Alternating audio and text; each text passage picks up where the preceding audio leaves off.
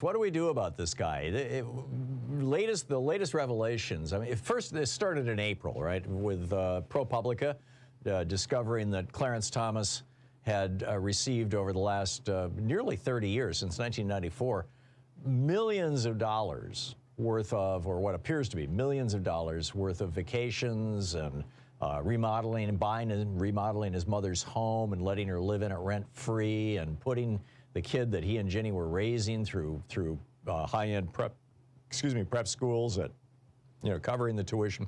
That Harlan Crow, the son of Trammell Crow, the famous real estate developer, and now the billionaire, CEO and or whatever his position is with all these different Crow holdings and Crow Industrial and Crow this and Crow that, that he had, it appears that he basically bought a Supreme Court justice and has owned him for the better part of 30 years. And then Lever News, and I pointed this out to you, I believe, yesterday, Lever News just published an in-depth report about how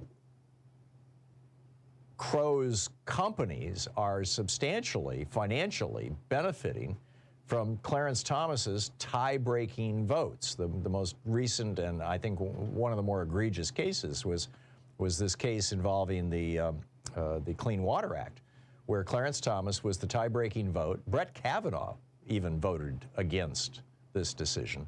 But Clarence Thomas was the tie-breaking vote that ended federal protection of about half the wetlands in America at the same time that one of the Crow companies was trying to build a huge, apparently warehouse complex of some sort in Georgia, and was being held up because there was a wetland on there. Well, that's not going to be an issue anymore, apparently. So what do we do here? Well, there's really two options. One is for there to be an investigation of corruption by the Justice Department of Clarence Thomas. That's not going to happen. And the other, especially with Merrick Garland. And the other is to impeach him, and that's not going to happen. Impeachment has to originate in the House of Representatives, which is owned by the Republicans right now, and no Supreme Court justice has ever been successfully removed from office. Samuel Chase in 1805 was impeached by the House, but the Senate failed to convict him. But there is a lesson in the 1970s, and that was the lesson that Richard Nixon taught us. When Nixon became president, the most liberal member of the Supreme Court was a guy named Abe Fortas. And Fortas's wife worked at a high-powered law firm in Washington, D.C., and there had been this claim back in 1968 when Lyndon Johnson wanted to make Abe Fortas the Chief Justice. Earl Warren announced in '68 that he was going to retire. And LBJ wanted to make Abe Fortas the Chief Justice, and this claim came out that Fortas's wife was somehow involved in some illegal or criminal tax scheme, and the proof of it was in the safe in her office. They actually looked into this in '68 and found that there was no merit. It was just a complete BS charge. But now Richard Nixon, a couple of years later, Richard Nixon was president, and so he had John Mitchell convene a grand jury to investigate Abe Fortas's wife. At which point, now, keep in mind, this was complete BS. There was no there, but still, the old saying, a grand jury can indict a ham sandwich. Fortas, in order to stop John Mitchell from dragging his wife through the mud, resigned from the Supreme Court. Now, Ginny Thomas, in my opinion, has, some significant issues that are worthy of investigation by a grand jury, shall we say. Number one is her involvement in the fake electors scheme. This is a clear, in my opinion, the whole fake electors scheme is a clear criminal fraud against the United States. In addition to being seditious and all those other things, faking government forms is a crime itself. And, I'm expecting to see some significant prosecutions around this coming out of Jack Smith. We'll see, where it all goes. But, this is an issue because Ginny Thomas sent letters, email letters, to a majority of the Republican legislators in the state of Arizona, asking them to, essentially asking them to watch a YouTube video, but the call for action of the YouTube video is apparently to participate in the fake elector scheme. She also sent similar notes to members of state legislatures, state legislature in Wisconsin. Then there's also her involvement with the January 6th rally. Now, she left, or at least she asserts that she left before any violence began, and she asserts that she was not one of the organizers, but one of the people in the middle of the whole thing who worked for the group that had the permit for the ellipse, said that she was, that Ginny Thomas was the person who basically negotiated among the various warring factions to bring them together and make the January 6th rally happen. And that has never been seriously investigated. So I'm saying that, Merrick Garland needs to convene a grand jury. Now, I get it. Merrick Garland is so timid and so afraid of doing anything that might be perceived as political that for 2 years he ignored the blatant criminality of Donald Trump until finally the January 6th committee shamed him into appointing Jack Smith. Well, this summer it looks like Jack Smith is going to nail Donald Trump and probably a couple dozen other people. My prediction is going to be that when Jack Smith finally issues indictments, it's not just going to be Donald Trump. It's going to be 10, 15, 20, 25, 30 people. It's going to be a bunch of people that he's going to be going after. I mean, we'll see. I may be wrong, but that's how Robert Mueller did it. You'll recall, Robert Mueller indicted some 30 some odd people, 37 people, as I recall. In the majority of them, I think 27 of them were in Russia. But he actually got convictions. I mean, out of the Mueller investigation came the conviction of Trump's first campaign manager, Paul Manafort. So anyhow, bottom line is, I think that this would be a way to, number one, show not just Clarence Thomas, but the other members of the court who are living high on the hog right now. Justice Roberts, his wife making $10 million, hustling lawyers into law firms to argue before the court, and who paid off Brett Kavanaugh's, gambling debts and stuff like that. What's going on with Sam Alito and his luxury trips to Europe.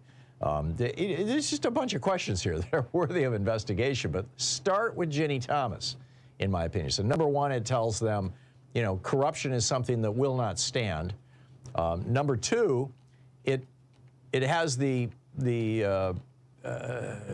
shed some light on the ability to shed some light on actually what happened behind the scenes in the organizing for January 6th, if it turns out that Ginny Thomas wasn't directly involved with that. And third, it might provoke Clarence Thomas to do like Abe Fortas did and say, this is just not worth the trouble. He's in his 70s. He's a wealthy man now, and no doubt in part thanks to Mr. Crow. And, it's time to pack it in, Clarence. So, we'll see where that goes. But I am actually hopeful about this. And that's the piece that I wrote today over at HartmannReport.com. It's titled Time to Investigate Ginny Thomas. It's also posted over on Daily Kos. So there's that. Two other stories that I wanted to share with you very quickly that I think are just absurd. The shameless greed of Big Pharma. This is just incredible. Merck on Tuesday became the first pharmaceutical company to sue the Biden administration over Medicare being able to negotiate prices. Now, they only gave Medicare the ability to negotiate prices in the Inflation Reduction Act on, I believe, 20 different drugs, or maybe it was only 10. It was a small number of drugs, a very small number of drugs. But even that is making the pharmaceutical companies go crazy. They filed a lawsuit against HHS and CMS saying, and this is from Merck's lawsuit, that the negotiations, quote, make a mockery of the First Amendment by conscripting companies to legitimize government extortion. And they're asking the court to, quote, declare that the program affects compensable takings under the Fifth Amendment and enjoin its compelled agreements under the First Amendment. Patty Murray, the Democratic senator from Washington State, says Merck is doing everything it can to protect its profits at the expense of patients who need their prescriptions to stay healthy and get treatment for everything from cancer to diabetes. Yeah, very true. On top of that, now we've got the healthcare system. The CEOs of the seven largest health insurance companies took $335 million in compensation last year. That's just mind-boggling. One guy took $181 million, the CEO of Molina Healthcare, and all of their money comes from taxes. These guys, it's a gravy train for these guys. In addition to bringing you the Thom Hartmann Program here on Free Speech TV and Video Media Online, we also have a whole set of ways you can interact with us and tools you can use to spread the word about the importance of democracy and the threats to it in our republic. First, there's your daily homework. Sue Nethercutt puts together a daily email newsletter that has a link to every story I discuss on the air, so you can find my sources and you can share them with your friends. It's free and you can sign up at thomhartmann.com. Second, I publish my daily take every day over at the hartmannreport.com website. That's also free if you want the daily 5 days a week rant in your inbox. No ads either. Third, we have the podcasts. There's the free 1-hour version of our daily show that's advertising supported. You can find that wherever you get your podcasts normally. And then there's also the podcast of the entire 3-hour show with no advertisements, and that's available by subscription over at thomhartmann.com. So check them all out at thomhartmann.com and hartmannreport.com.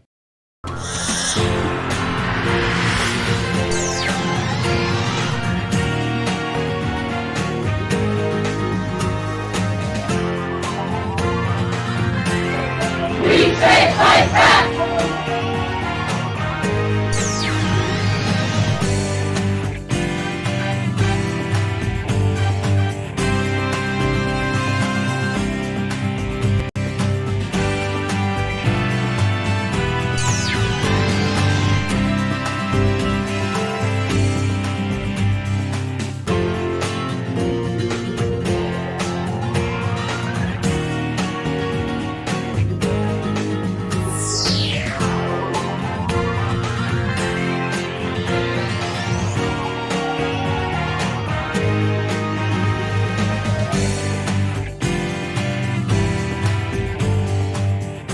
From Behold America by Sarah Churchwell, The Entangled History of America First and the American Dream.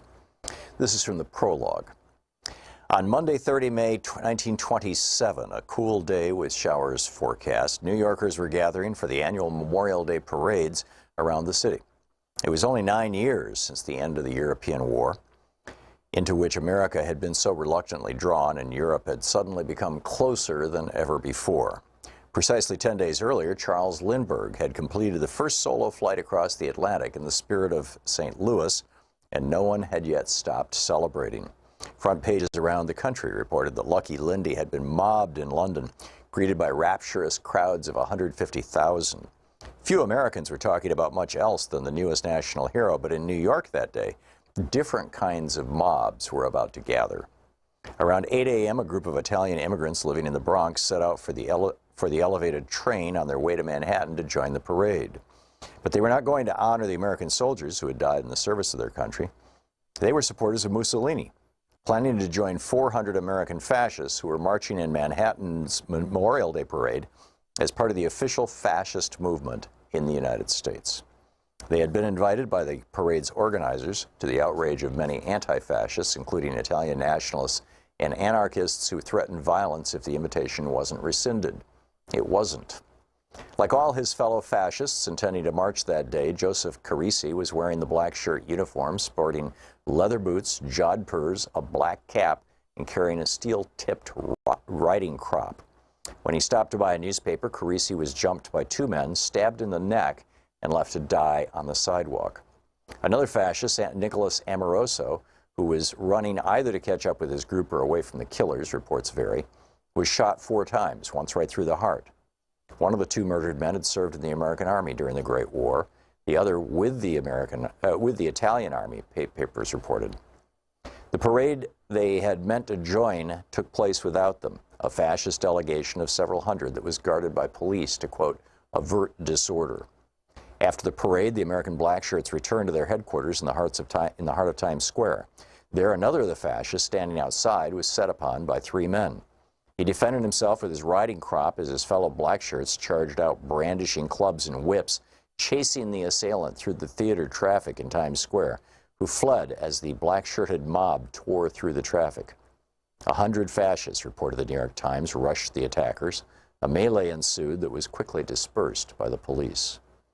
There was also violence in Brooklyn, where a parade of fascisti marched from the Angelo Rizza Fascista League at 274 Troutman Street in Bushwick. The LA Times reported several hundred men were parading, including 40 or 50 in the black shirt uniform. Fights broke out between supporters and protesters mingling on the sidewalks, and an anti-fascist was found lying on the ground, stabbed in the back. He survived and identified a fascist as his assailant. Accompanied by 30 police reserves to forestall violence, the marchers made their way through Brooklyn, stopping at the Wilson Avenue station, where the fascisti came to attention and gave the fascist salute. They ended at a Roman Catholic church, where the priest blessed them under large American and Italian flags, while the police remained on guard. The biggest outbreak of violence that Memorial Day, however, occurred in Queens, where it centered around a different right-wing group, not Italian Americans, but the self-proclaimed 100% American kind. By 1927, the Ku Klux Klan had spread across the United States since its rebirth in Georgia 12 years earlier. The first Klan was formed in the immediate aftermath of the Civil War, as former Confederate soldiers in Tennessee created a secret society to promote white supremacism, and terrorize the newly freed slaves in the South during the Reconstruction era. The name is generally believed to have originated from the Greek word for circle, kuklos, while Klan pays homage to the mystified Celtic heritage supposedly shared by white Southerners. Within a decade or two, the first Klan had been successfully suppressed by law enforcement and died out by the turn of the century. But in 1915, it was resuscitated in Georgia, and by the early 1920s, the second Klan had achieved a powerful political presence in the United States, not only in the South, but across the country. I would add this is because of 1915, the movie Birth of a Nation came out. The Klan had an active presence in New York City and Long Island by 1927, with favorite slogans, which they even attempted to copyright at various points. That year, the Klan was quote, calling attention to the fact that it first announced the program of 100% Americanism and of America First. They were not, in fact, the first to adopt these mottos, as this book will show. In 1927, both phrases had been around for a decade or more. But as far as the Klan busily copywriting hate was concerned, America First belonged to them. And on Memorial Day in Queens, 1,000 or so of them had gathered to march, many in white robes and hoods. They were accompanied by 400 women from the so-called Clavana, the feminine branch of the Klan. Some of the reported 20,000 spectators in Queens that day objected to the Klan's presence, as others defended their right to march. Scuffles broke out, and it turned into a riot. Women fought women, and spectators fought the policemen and the Klansmen as their desire dictated, said a newspaper. Klan banners were shredded, and 5 of their number were arrested, said initial reports, while a few others were caught up in the confusion as well. The book, Behold America, Sarah Churchwell.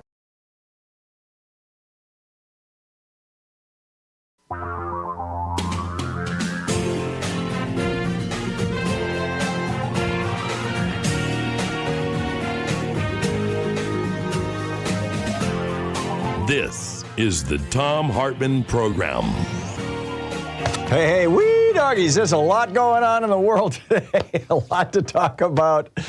Yes, good old Jed Clampett. Our first criminal president, Donald Trump, didn't do it alone. I'm going to get to that in a minute. The Harlan Crow plot thickens with Manchin and Sinema intrigue. We'll talk about that in the first hour. The demise of CNN. What does this mean? And what did the Trumpian far-right move do for or to CNN? In the second hour of our program, Phil Ittner is going to drop by. Did Russia accidentally close Crimea and maybe lose the war? We'll talk about that. Also, is Biden going to stop book bans? An interesting move by the White House today. I'll tell you about that in the second hour. In the third hour of our program, Susan Corke is going to drop by. Where are the trends and threats of hate, of far-right extremism taking America? She's with the Southern Poverty Law Center. Also, the far-right wing has a plan in Texas to reverse clean energy success, and it's working, sadly. And can this judge stop the Republican Party from playing doctor? An amazing story. There's also a couple of things in the news today. Pat Robertson just died, I think probably, first of all, Clarence Darrow has a great quote from Clarence Darrow. He says, I've never wished death on anyone, but I have read some obituaries with great satisfaction. This, speaking of obituaries, I think this is probably the best obituary. It's from Rolling Stone. The headline, Pat Robertson, televangelist who blamed gay people for 9/11 and hurricanes, dies. And then underneath the subhead says, the conspiratorial hate monger who founded the Christian Broadcasting Network helped usher Christian conservatism into the mainstream. Yep. Also, the Supreme Court this morning struck down an Alabama gerrymander that was clearly a racial gerrymander, although it also had huge political consequences. It was a 5-4 vote. John Roberts and Brett Beerbong Kavanaugh joined the court's 3 liberal justices in saying that this was wrong. Alito, Thomas actually, he went after Section 2 of the Voting Rights Act. He said, Section 2 of the Voting Rights Act is nothing more than a racial entitlement to roughly proportional control of elective offices wherever different racial groups consistently prefer different candidates. Right. The Supreme Court does have 2 cases that they've decided over the last decade that have gutted the Voting Rights Act. The Shelby County case in 2013, and then in 2021, there was a case that made it harder to bring challenges like the one they decided this morning under Section 2. And they've got a couple more cases coming up that we will probably hear about in the next week or two. One is ending affirmative action in college admissions, and the other is striking down a part of the law that lets Native American parents, wannabe adoptive parents, have preference over white parents or other parents, parents of other racial groups, to adopt Native American children. And so keep an eye on that. But this is fascinating. You know, does this mean that the court is shifting, or is this just an anomaly? I don't know. But, you know, I'm going to ponder this. I'll probably talk about it more tomorrow. But I want to get into my rant today about, that I published over at the Hartmann Report, hartmannreport.com. It's titled, First Criminal President, Donald Trump Didn't Do It Alone. And the point I'm making is that our media is so tied up with, has so heavily embraced, is so bound to the idea of both sides-ism. If you're going to criticize a Republican, you have to criticize a Democrat. That they have been ignoring what we actually know about actual crimes, including crimes that I would say can be reasonably elevated to the level of treason, by at least 2 Republican presidents, crimes committed just to win office. Now, you know, Jack Smith et al. Are looking into Donald Trump. There was one of the prosecutors was seen this morning going into the Miami federal courthouse. Apparently, there's a grand jury that's been impaneled down there. There might be one in Palm Beach County. We don't know. I don't know for sure about that one. There is, obviously the one in D.C. 3 grand juries. This might be very problematic for Donald Trump. And, you know, he's squealing like a stuck pig. Terrible metaphor, isn't that? But, you know, evocative. Anyhow, but the media is not putting this in context. This is not the first time we've had a criminal president. Now, I get it that we've only known this for sure for a while. It was only 10 years ago, it was in 2013, that the LBJ Library finally released the tapes that Lyndon Johnson had recorded. Now, you know, Richard Nixon bugged the White House, taped the White House, but he did it because Lyndon Johnson he got the idea from LBJ. And LBJ had recorded all his own phone conversations. And in 1968, Hubert Humphrey, the vice president, LBJ's vice president, was running against Richard Nixon for president of the United States in the 68 election. And Humphrey was way ahead. In fact, right up until Election Day, the polls were showing that Humphrey was going to win. Nixon's victory was a huge upset. Nobody expected it. And in the middle of this, Lyndon Johnson, actually Humphrey was involved in it, he was going to take credit for it, had negotiated a deal between South Vietnam and Hanoi to end the Vietnam War in 1968. Keep in mind, the war didn't actually end until 74, when Jerry Ford was president. So Nixon learned about this, and he called a meeting in his apartment in New York City with Anna Chennault, who was an old Republican operative who had once been part of what they called the China lobby. She had worked with Nixon to open up China. Nixon was the first president to go to China in the modern era and all that kind of stuff. So maybe the first president ever. And Nixon and Chenault, in his apartment in New York City, made a phone call to the ambassador from South Vietnam and said, you know, if you will hold off on signing this peace deal that we've negotiated until after the election, I, Nixon, will give you all kinds of freebies. I'll make you rich. I'll do good by you. And the Vietnamese did it. The South Vietnamese, they pulled out of the peace talks. They refused to sign the agreement that had already been negotiated, thus hurting Humphrey and helping Nixon win the 1968 election. And this is the phone call. It's playing out on my computer here, Sean. This is the phone call that LBJ made to Senator Everett Dirksen, the senior Republican in the United States Senate, kind of the elder statesman of the Senate. I believe he was the Senate Majority Leader at the time as well. But here's the call. Here's the latest information we got. The agent says that they just talked to the boss in New Mexico, and that he says that you must hold out, just hold on until after the election. We know what Chew is saying to them out there. Yeah, we're pretty well informed on both ends.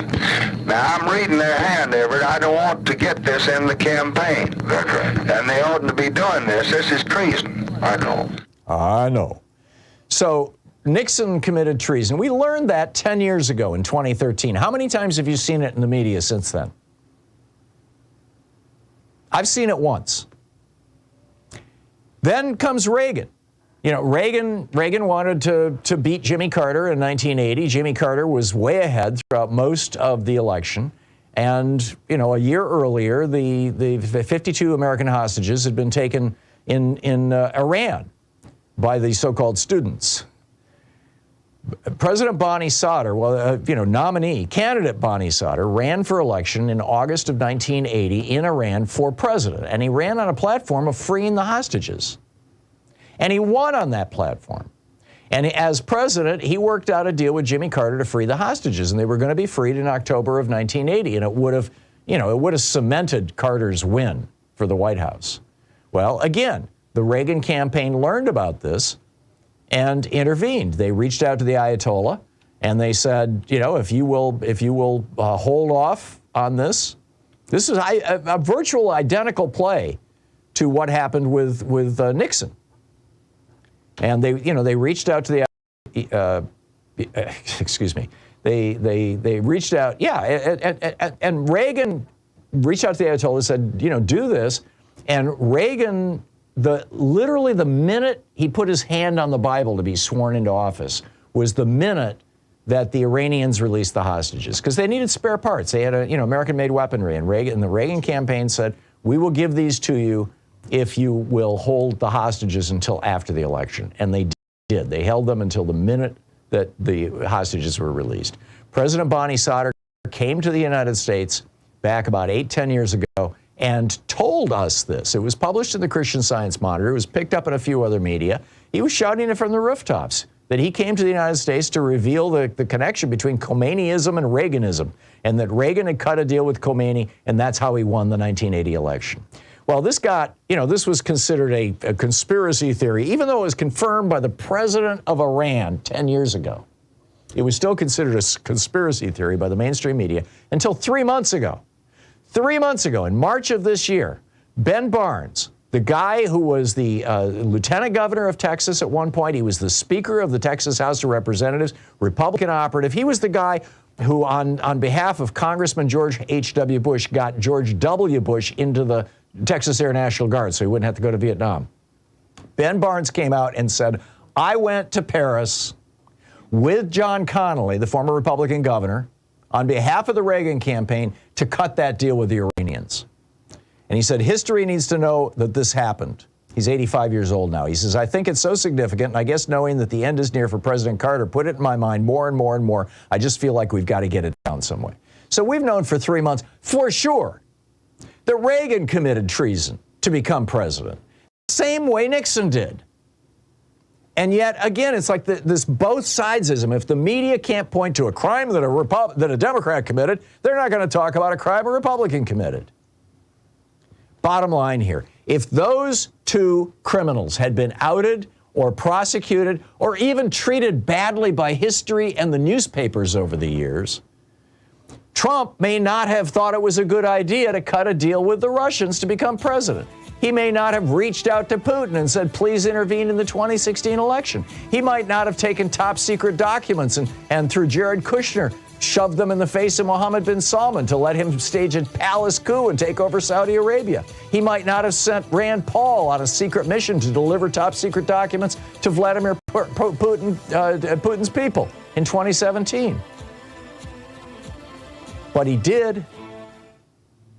This is the Thom Hartmann Program. And he did because he figured, hey, Republicans get away with crimes all the time. I won't get prosecuted.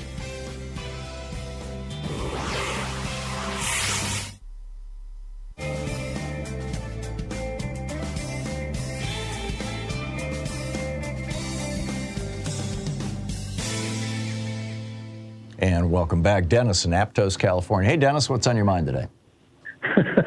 Global warming more than anything, Tom.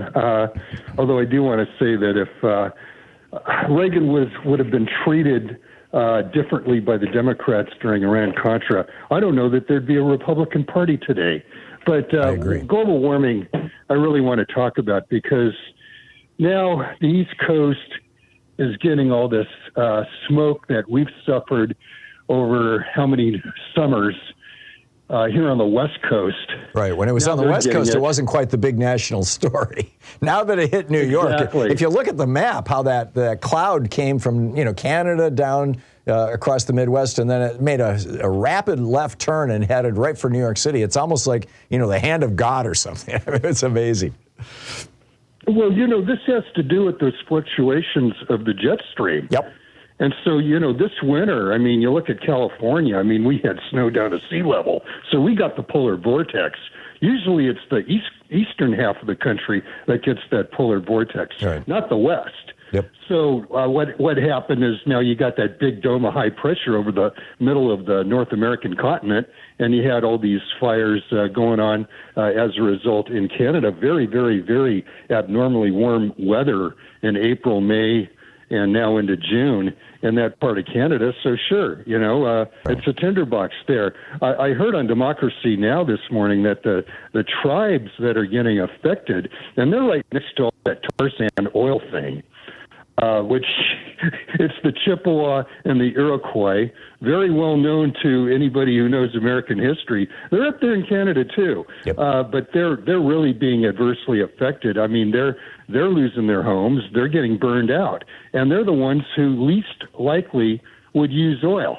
Yeah. So again, it kind of goes along with that whole story that it's the poorest, it's the countries like that are least likely to use fossil fuel, but they are where the fossil fuel either is or they're in the middle of the ocean or next to the forest or whatever that's going to be adversely affected by the drilling or the mining or whatever that goes on to get big gas and big oil's profits and big coal's profits for that matter. So I don't know if this is going to be finally the wake-up call, but I'm going to tell you, a week ago, we have the Monterey County Weekly here in the Monterey Bay area, and I read 3 letters to the editor basically bashing electric cars, renewable energy, and, the oil is the most reliable source of energy. Right. And I'm thinking, what is a left-wing paper doing even printing such garbage? I sent a rebuttal letter in. It didn't get printed. It didn't? Oh, is that weird? No, it didn't.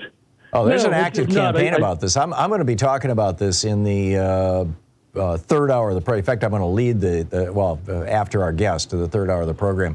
They're doing the same thing down in Texas. The fossil fuel industry has financed this organization that, they're massive public relations campaigns. They're happening all over the country. Guess what's in South Monterey County? San Ardo area, big oil field. Oh, of course. Yeah. Okay. So you got a bunch of people who make their living on oil living in the area. That's why they're writing those letters to the editor of the newspaper. I get it. They're probably getting the scripts for those letters from their employers. Dennis, thanks for the call. I wouldn't doubt it. Yeah, thanks for the call. Good talking to you. We'll be right back. It's 22 minutes past the hour.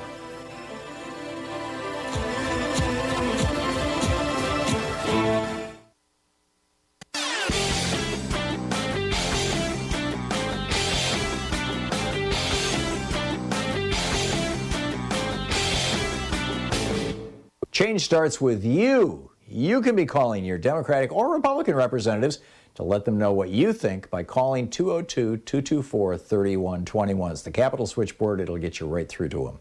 Fort Lauderdale, Florida recently got whacked with 25 inches of rainfall in less than 7 hours. Tornadoes are tearing up the South and the Midwest in ways that they haven't seen, frankly, ever before. I mean, there have always been tornadoes, but not like these. 200-mile-an-hour winds, these derecos that are a mile long. We have a serious crisis going on right now. There's also a major El Nino. It's off the coast of Peru right now. It's affecting the West Coast. So we're seeing wild swings from drought to floods to drought to floods in the West Coast.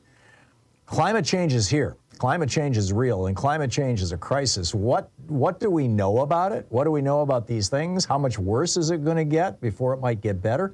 What can we do about it? We had a long conversation with Dr. Michael Mann, Distinguished Professor and Director of the Center for Science, Sustainability, and the Media at the University of Pennsylvania. There's a whole long rant about this over at hartmannreport.com. Check it out.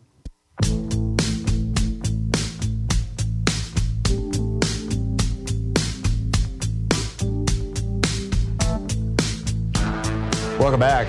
Clarence Thomas, yesterday I opened the show ranting about Clarence Thomas and Ginny and, what do we do about this? How do we deal with this? New reporting about Harlan Crow and his wife Kathy. They're not just Republican mega donors. I mean, they've contributed millions of dollars to Republican candidates and campaign committees over the last 3 decades, according to OpenSecrets.org and Federal Election Commission records. But it turns out that they're also, this guy is a canny political operator. He understands American politics. I mean, it's no wonder that he's been able to keep Clarence Thomas in the correct lane for the last 30 years by, giving him multi-million dollars in vacations and Frederick Douglass's Bible and buying his mother's home and refurbishing it and letting her live there rent-free and putting his kid through high-end prep schools. And, it's really pretty breathtaking. I mean, but, he does this, obviously, because he knows what he's doing politically. And why do I say that? Because he's not just giving money to Republicans. He is also giving money to some Democrats, but not just any Democrats. He gave money to Joe Manchin. Joe Manchin blows up refuses to blow up the filibuster so that the voting rights bill, H.R. 1, the For the People Act, can't pass. He gives money to Manchin Sinema. Same deal. Manchin Sinema helping blow up the Build Back Better plan also in the United States Senate. He's a mega donor to No Labels, the group that is thinking about running Joe Manchin for president in order to help, whoever the Republican nominee is become president against Joe Biden. He has also contributed to a bunch of Democrats in the House, Carolyn Bourdeaux of California, Ed Case of Hawaii. These are all sellout Democrats. These are all Democrats who take big money from corporations and right-wingers. Jim Costa of California, Henry Cuellar of Texas, Jared Golden of Maine, Vicente Gonzalez of Texas, Josh Gottheimer of New Jersey, who's always out there saying, I'm a problem solver. Yeah, right. And Kurt Schrader of Oregon, the guy that we got rid of here. The National Republican Congressional Committee also reported receiving over $1.4 million from the Crows, and they contributed $500,000, $500,000 to Liberty Central. Who started Liberty Central? Ginny Thomas. Gee, what a coincidence. He's also given money to Senators Chuck Grassley, John Cornyn, and Marsha Blackburn, who all sit on the Judiciary Committee that has now subpoenaed Harlan Crow to come testify. He's paying off his jurors. Does it get worse than this? I suppose it's possible, but wow. You're listening to the Thom Hartmann Program. Call 202-808-9925. Amazing thoughts on the demise of CNN. I'll be right back with that, and then I'll pick up your phone calls on the other side of this break.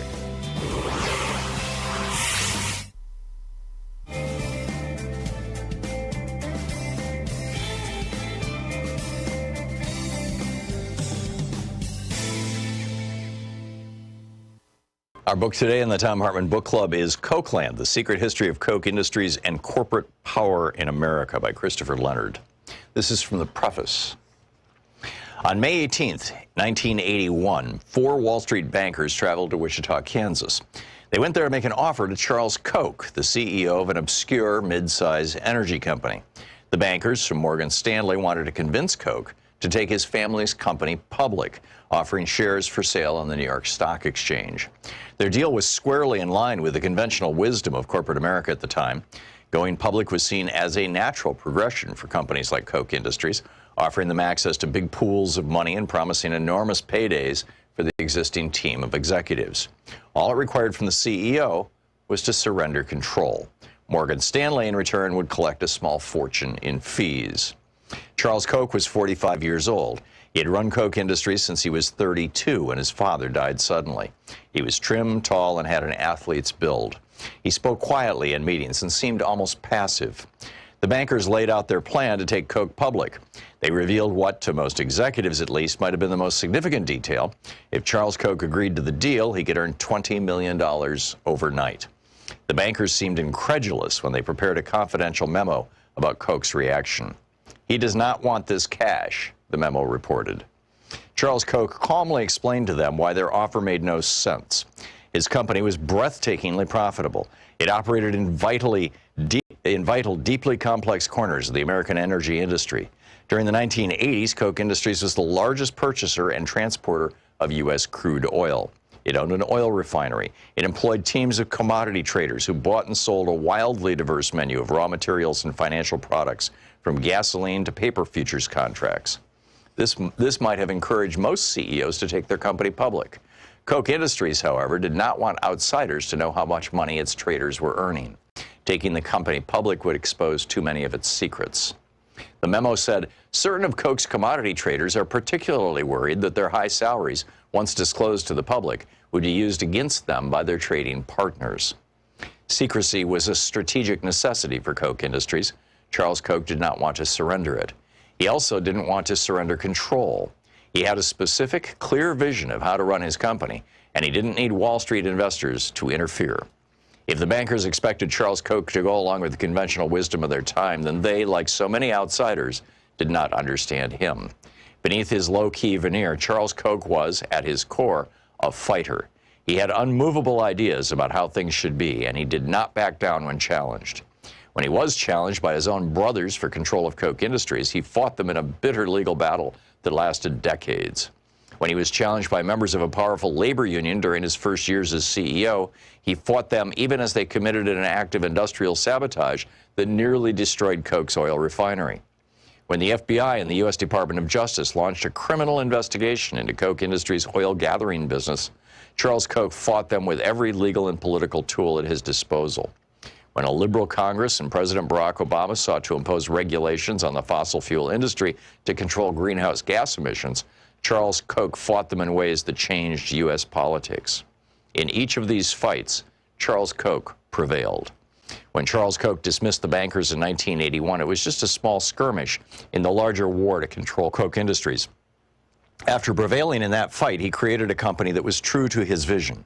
He avoided the snares that entangled many publicly traded companies that report their financial results to investors every 3 months.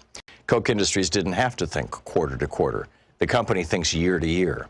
An internal think tank and deal-making committee called the Development Group will sometimes think through a business deal on a timeline measured in decades. This long-term view made Koch more nimble where other companies stumbled. In 2003, for example, Koch Industries bought a group of money-losing fertilizer plants when no publicly traded company was willing to take the risk. Today, those plants are as profitable as a broken ATM machine that spews out cash around the clock. Unlike publicly traded companies, Koch Industries does not pay out rich dividends to investors.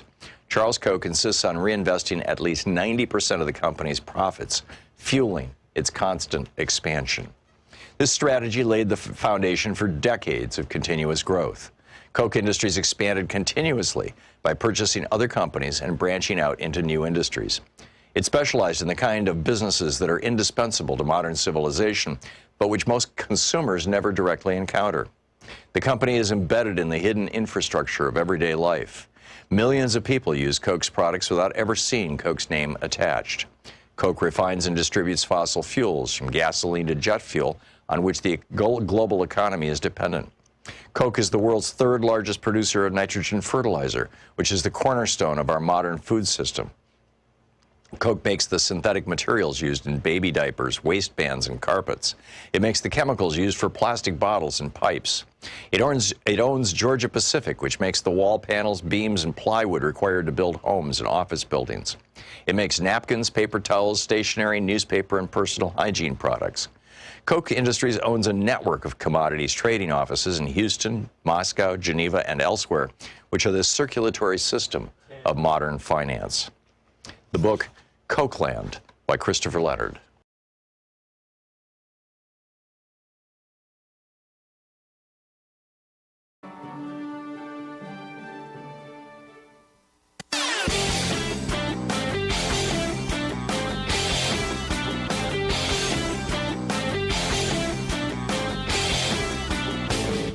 Did you know that every weekday we send out an email before the show giving you all the topics coming up so you can be fully informed and ready to interact with our program? Or that after the show we send out Sue's Stack, a list of every topic I've discussed along with clickable hot links to every source of information I've shared with you on the air? It's all completely free and available over at thom.tv, THOM.tv. Check it out. Welcome back. I'll pick up your calls in just a second. I just want to share some thoughts about CNN and the demise of Chris Licht, who was fired yesterday, apparently not quite expecting it. I did mention it briefly yesterday. You know, every afternoon when I get home from doing the show here, I get off the air at noon Pacific time, and I go home, and Louise and I have lunch, and our first meal of the day.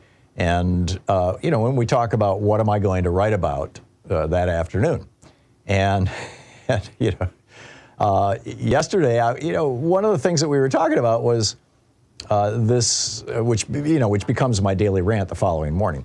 And one of the things we were talking about was how Chris Licht made a fundamental error of judgment. And this was going to be my op-ed for today. You know, we kind of hashed this thing out. That Licht was trying to take, and essentially said this. He was trying to take CNN back to 1995 when Ted Turner was running it, back to when you had actual reasonable Republicans. You know, you might not have liked their policies, but they didn't lie all that much. They, you know, they held the positions they held, but, you know, and they weren't open advocates for fascism. They believed in democracy. They believed in elections. They, you know, to a large extent. But now, and so back then, you could have, you know, a Republican on and a Democrat on, and you could have a kind of a fair and balanced conversation, and you could portray both sides of a story. But now the Republican Party is no longer committed to democracy. They are instead committed to fascism. They are committed to oligarchy. They are committed to autocracy and authoritarianism. And only the Democratic Party is committed to democracy in the United States. And I realize there are even a few turncoats there, you know, like Joe Manchin and Kyrsten Sinema, but by and large, only the Democratic Party is committed to democracy. So how can you have both sides on to have a reasonable argument about anything when one side consistently lies and their agenda is to destroy the country? I mean, they're basically dancing to Putin's tune. They're trying to make America into, you know, make America into Russia or something resembling Russia, or as you know, Ron DeSantis says, make America Florida. Ban books, terrify teachers, you know, horrify trans kids and gay people and spike suicides thereof, drive people out of the state. I mean, it's just fascism. So that was going to be my op-ed. And then I opened my email, and here's Robert Reich saying the same thing. So I thought, oh, geez, if I write this now, it'll just look like I ripped off Robert Reich. So, you know, we came up with something else. But I wanted to congratulate Robert Reich on that. He did a really great job. And he's absolutely right. Brian Stelter's writing about this now, too. He's not quite saying it the way that I'm saying it, but basically the concern of the people at CNN is that, you know, it wasn't Chris Licht who was the great cancer at CNN. Chris Licht was dancing to the tune of his boss, you know, Zaslav. and David Zaslav, and Zaslav was dancing to the tune of his boss, the guy who owns the 32% stake, I think, in CNN, or in the company that owns CNN, which is John Malone. He's a right-wing billionaire who calls himself a libertarian, and who said that, there's a quote here someplace. Let me find it. Malone says he wanted CNN to be more. This is from Robert Reich. Malone said he wants CNN to be more like Fox News because, in his view, Fox News has, quote, actual journalism. Malone wanted the, quote, news portion of CNN to be, quote, more centrist. By the way, Malone's also on the board of the Cato Institute, which was originally the Charles Koch Foundation. And he donated money to $250,000, in fact, to Trump's inauguration. So there you go. All right, let's pick up your calls and see what's on your mind today. Kurt in Akron, Ohio. Hey, Kurt, thanks for watching us on Free Speech TV. What's on your mind today? Well, thank you for taking the call. Before I get started, was Pat Buchanan really a reasonable Republican back in 1995 when he was a co-host of Crossfire with, I believe, Bill Press? No. Well, I mean, Pat Buchanan, his shtick was always the Republican shtick of just, naked racism concealed behind a states' rights argument, and Christo-fascism. But I could watch that back in the 90s. I could watch the debates. And not want to kill somebody. Well, and not be yelling at the TV that I was being lied to. I'd be yelling at the TV that you're an idiot, or what a stupid position. But not that I was being just nakedly lied to because the agenda was really to destroy America. I mean, it was a different thing. Or for that matter, what about Paul Begala going up against Tucker Carlson on Crossfire in the aughts? Yeah. So, well, back then Tucker was being far more measured. Tucker knows his audience. This is a guy who once he identifies a target audience knows how to pander to them. Exactly. But hey, the reason I called is you were talking about criminal presidents, and you always bring up the LBJ conversation with Everett Dirksen, which I love listening to. I actually do some freelance work for an old-time radio company in Kansas where I do the write-ups and I do the audio MP3 files for. And one of them that I have done was called Presidential Eavesdropping, which looks at the recordings where you can hear the recordings between Kennedy, like from the Kennedy years, the Johnson years, and the Nixon years. So you got like a decade and a half in that height of the Cold War stuff. There's at least 7 or 8 different conversations Johnson had in regards to that quote unquote Nixon treason. Right. And what started it was, if you listen to the first one, it was right after the conventions where all 3 candidates for president were determined. You had your Hubert Humphrey, your Richard Nixon, and your George Wallace. Right. President Johnson wanted to have a conference call with all 3 of them about what was going on as far as the bombing halt between North and South Vietnam. And if you've ever listened to it, and I'm assuming you have, he basically said, this is what you can say, this is what you can't say, this is our position, please don't broadcast this, this is private, we don't want to mess this up. I have not listened to that, so that's interesting. Yeah, and so obviously Nixon was privileged to some information that also Humphrey and Wallace were. Humphrey and Wallace kept their mouths shut, and Nixon decided what you said, and before is he went and he made his little deal with North and South Vietnam, and thus we have the Johnson tape of that's treason, and I know. Yeah, it wasn't even North Vietnam that he made the deal with. It was just South Vietnam. I mean, he got them to walk away from the peace deal. North Vietnam had made major concessions in order to get that peace deal. They were being pounded. They wanted the war to end. And and South Vietnam, they were fine with ending the war, but the guy who was running South Vietnam at the time, was that Diem? I don't recall which one of the presidents it was. It was Diem. It was Diem. And also the war ended and also the war ended on April 30th, 1975. But like you said before, it's 75, and then, like you said, it took another 2 years before Saigon finally fell. If you remember, it took 2 years after. So it was theoretically 1977 before Saigon fell to the communists. But yeah, the pictures of the Americans leaving the embassy off the helicopter. Oh, by the way, how horrible was that? And of course, Afghanistan. Come on, people. We've had this before.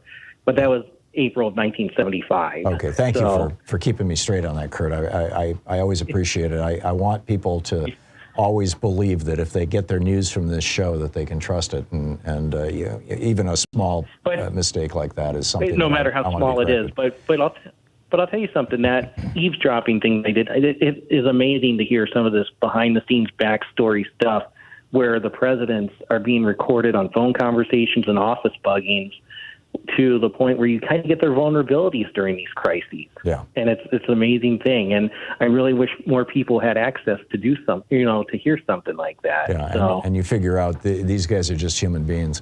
Yeah, that's a good one. Exactly. Okay. Kurt, thank you very much. Thanks for the call and for the information and for the details. Nicholas in San Cristobal, Mexico. Hey, Nicholas, what's on your mind today?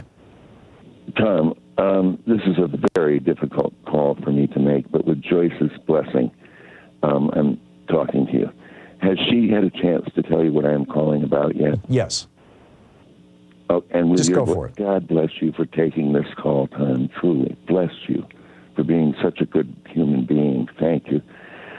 To all of your listeners, something really awful has happened to one of Tom's moderators on the YouTube chat, one of my co-moderators, and an online friend for many years, and someone who's been doing really trooper's work on behalf of all of us for a long time, was just viciously assaulted while waiting at a bus stop by a man wielding a long metal pipe, and smashed him in the face, destroying all of his lower teeth, his bridge, were everything. I don't want to say too much, but the guy is housing challenged, and I really don't want to say any more than that, because that's maybe private information, but he has given me permission at least to mention the fact he needs help desperately. He hasn't any money. He is toothless now. He cannot eat. And I'm on the verge of tears here. He's such a good guy. Yeah. And this is the guy who goes by the name of... Page? I'm sorry. Go ahead. Can I mention that he has a GoFundMe page? Please, absolutely. His name is Richie, RITCHEY, MANN, Richie Man. Mm-hmm. And he needs help. And he's been such a help to us for so long. This is heartbreaking. This just happened 3 mornings ago, and I just thought I should call and give you the bad news, although maybe Sue's already talked to you about it. I don't know. Yeah, she did.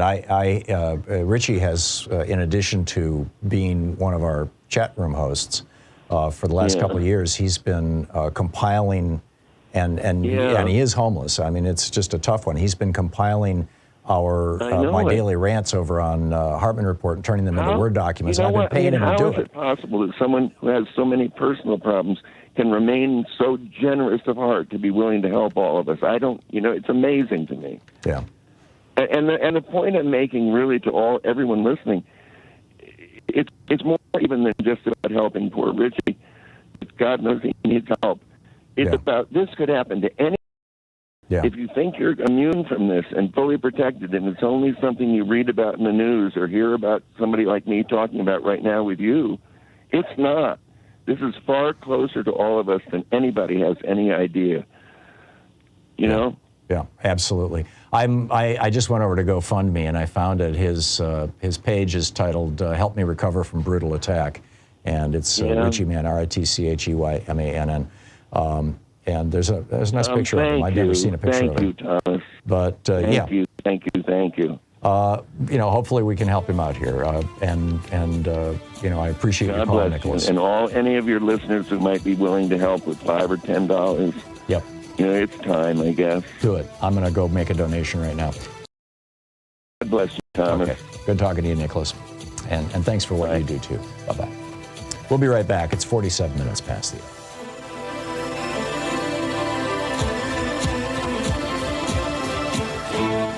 You're listening to Thom Hartmann. Visit thomhartmann.com for audio and video archives. Back with your calls in just a moment. Stay with us.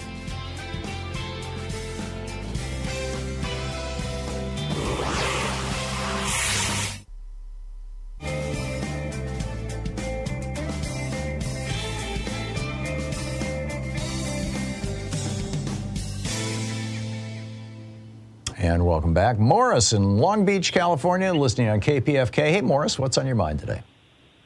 Hey, right now, man, your boy, Miss Brother Man, he's going to be all right, Tom, and thank you for stepping up and helping out, not with some talk, but with some money, man.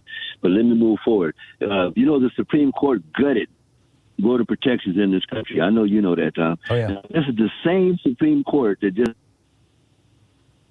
against Alabama, that ruled against Alabama's congressional districts. Did you know that? I do. I did. I mentioned it at the top of the show. No. I'm wondering now if obviously I missed that part. I must have came in 10 minutes too late. Well, now I'm wondering if this reversal, I'm wondering if this reactionary ideology reversal is it due to the pressures from the Senate exposing their unethical behavior? I think so, Morrison. Great minds think alike here. I was actually thinking, in fact, I made a note to Louise, this would make a great op-ed for tomorrow, that, back in 1937, when the Supreme Court was fixing to blow up the entire New Deal, declare Social Security unconstitutional, everything else, Franklin Roosevelt went after them in a big way and talked about expanding the court. And there was all this hysteria around it, all that kind of stuff. And then when the decision, and this was around the National Reconstruction Act, the NRA, when that came before the court, one justice, his name was Owen Roberts, changed his vote. And just like Brett Kavanaugh just did, or John Roberts, take your choice, but I'd say both of them actually. And that change in vote was referred to by the New York Times in 1937 as the switch in time that saved 9. Just, like the old saying, a stitch in time saves 9. Because it saved the 9 justices on the court. 7 of them were over, or maybe it was 5 of them were over 70, and they were going to have to retire if FDR's proposed legislation was passed. And that was nothing more than public pressure that changed the Supreme Court's behavior. And I suspect something like that might be happening, Morris. I think you might be right. Well, I knew I wasn't crazy, John, and I got a little something. I got a way out for us. I got a way out for us with Donald J. Trump. Okay, because everybody knows the brother's stone cold busted. What it is, Tom? Here we go. He is not fit to stand trial. Everybody would accept that. Donald Trump is not fit to stand trial, because if he is fit to stand trial, the man is not only looking at guaranteed prison, but he might be looking at the death penalty. So to get away from all that and not leave a bad taste in everybody's mouth, just say, well, the brother ain't fit to stand no trial. And everybody would agree with that, because you're a strong man, Tom, but I guarantee you couldn't handle the pressures that guy is going through. So we'll just say that he's not fit to stand trial and leave it at that, then go into a new narrative, maybe talk about the Supreme Court. Am I crazy, or what do you think? That raises some interesting questions, Morris. If in order to accomplish that, you'd have to declare him, non compos mentis, not mentally competent, legally. You'd have to legally declare him that. And what would that mean for control of his empire? Would that mean that his kids can just step up and take it over? Does that mean that a judge could take it over? Does that mean that he gets to leave Mar-a-Lago and live the rest of his life in an institution? In a straitjacket?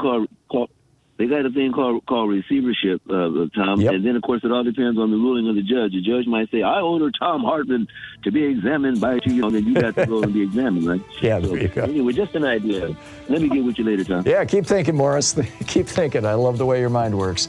It's 51 minutes past the hour. We'll be back with more of your calls in just a moment. Stay tuned.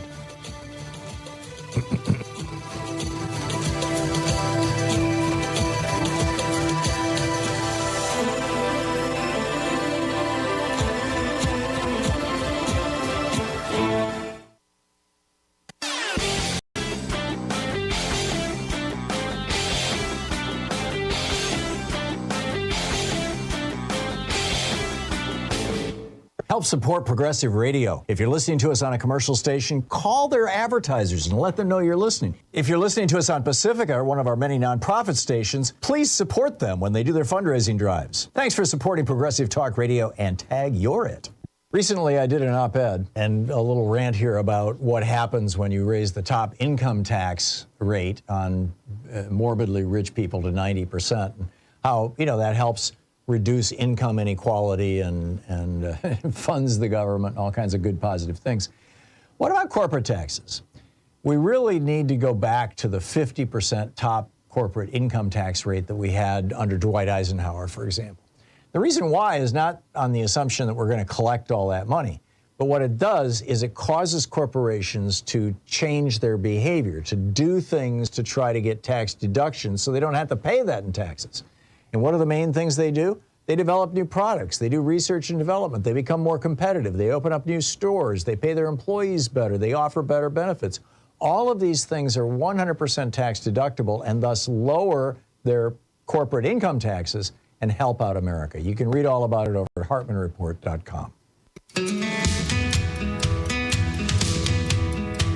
And I just tweeted out, by the way, Richie Mann's GoFundMe page. Our chat room moderator that Nicholas was talking about in the last break. So if you're curious, if you want to find the link, if you'd like to help out, if you just want to share it with other people, if you can't afford to contribute, you'll find it on my Twitter feed.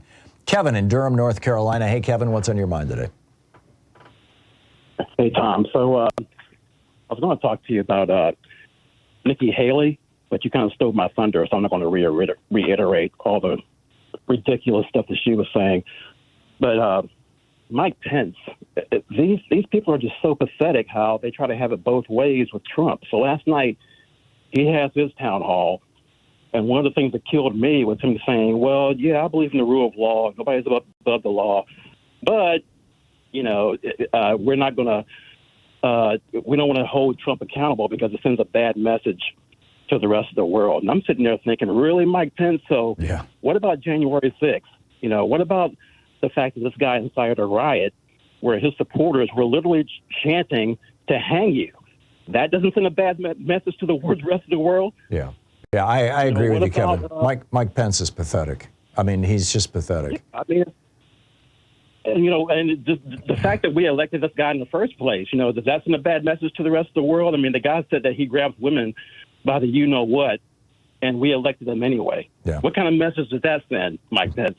Yeah. I mean, these people are just so disingenuous. I mean, so not like he has a chance in hell of becoming president. No. But no. He doesn't have any chance at all. He might win the Iowa caucuses because Pat Robertson, one of the other Mike Huckabee won the Iowa caucuses. I mean, there's a heavy evangelical Christian Republican base in Iowa, but that'll be the end of it. Even if he comes in first, second, third in the Iowa caucus, because the Trump humpers hate Pence, and the people who hate Trump are wary of Pence because Pence was sucking up to Trump right up until January 6th. I mean, right up until 2 weeks before the end of the presidency. So it's a tough one. Well, that's not who is his base? He has no base. Other than the hardcore right-wing Christians, and there's more than enough other Republicans who are pandering to the hardcore right-wing Christians, the homophobes, the misogynists, the people who want to see, Christo-fascism in the United States, that, the Christians do not need to have Mike Pence on the ticket in order to have a candidate to vote for. And that's his only hope, really. I mean, that's always been his thing, is that he's more righteous than anybody else. He's more religious than anybody else. He's more Jesus-like than anybody else, which is obviously a joke. I mean, who would Jesus hate? Who would Jesus give an AR-15 to? But yeah, right. I'm with you, Kevin. I don't think that Mike Pence has any chance at all. I'm increasingly starting to think that Ron DeSantis doesn't have a chance. I mean, his numbers are tanking, and I'm not sure who's going to be the what's the old phrase, the great white hope or something. I guess that's a pretty racist phrase, but you know what I'm saying. Who's going to be the person, that riding in on the horse and saying, I'm going to save this thing? It's not going to be Chris Christie. I can tell you that. He's not electable, and not particularly likable. He's just on a revenge tour. So, Kevin, I got to run, but thanks for the call. It's interesting times we live in. Very interesting times. The Republican Party has a problem. The party is based on grifting. It's based on sucking up to billionaires and fossil fuel interests, and that's pretty much it. What do you do if that's your party? We'll be back.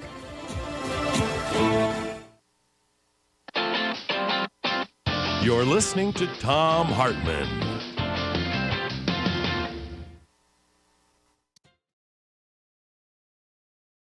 In addition to bringing you the Thom Hartmann Program here on Free Speech TV and Video Media Online, we also have a whole set of ways you can interact with us and tools you can use to spread the word about the importance of democracy and the threats to it in our republic. First, there's your daily homework. Sue Nethercutt puts together a daily email newsletter that has a link to every story I discuss on the air, so you can find my sources and you can share them with your friends. It's free and you can sign up at thomhartmann.com. Second, I publish my daily take every day over at the hartmannreport.com website. That's also free if you want the daily 5 days a week rant in your inbox. No ads either. Third, we have the podcasts. There's the free 1-hour version of our daily show that's advertising supported. You can find that wherever you get your podcasts normally. And then there's also the podcast of the entire 3-hour show with no advertisements, and that's available by subscription over at thomhartmann.com. So check them all out at thomhartmann.com and hartmannreport.com.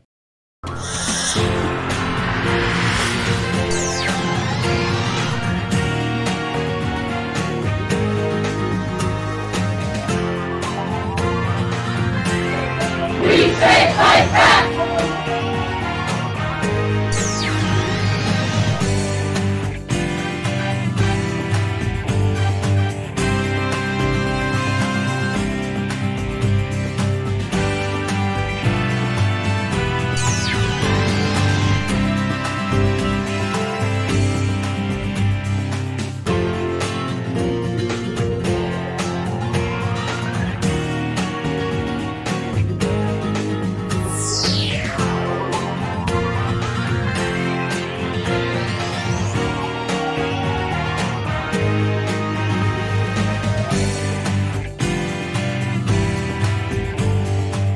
Our book today in the Thom Hartmann Book Club is Cokeland, The Secret History of Coke Industries and Corporate Power in America by Christopher Leonard.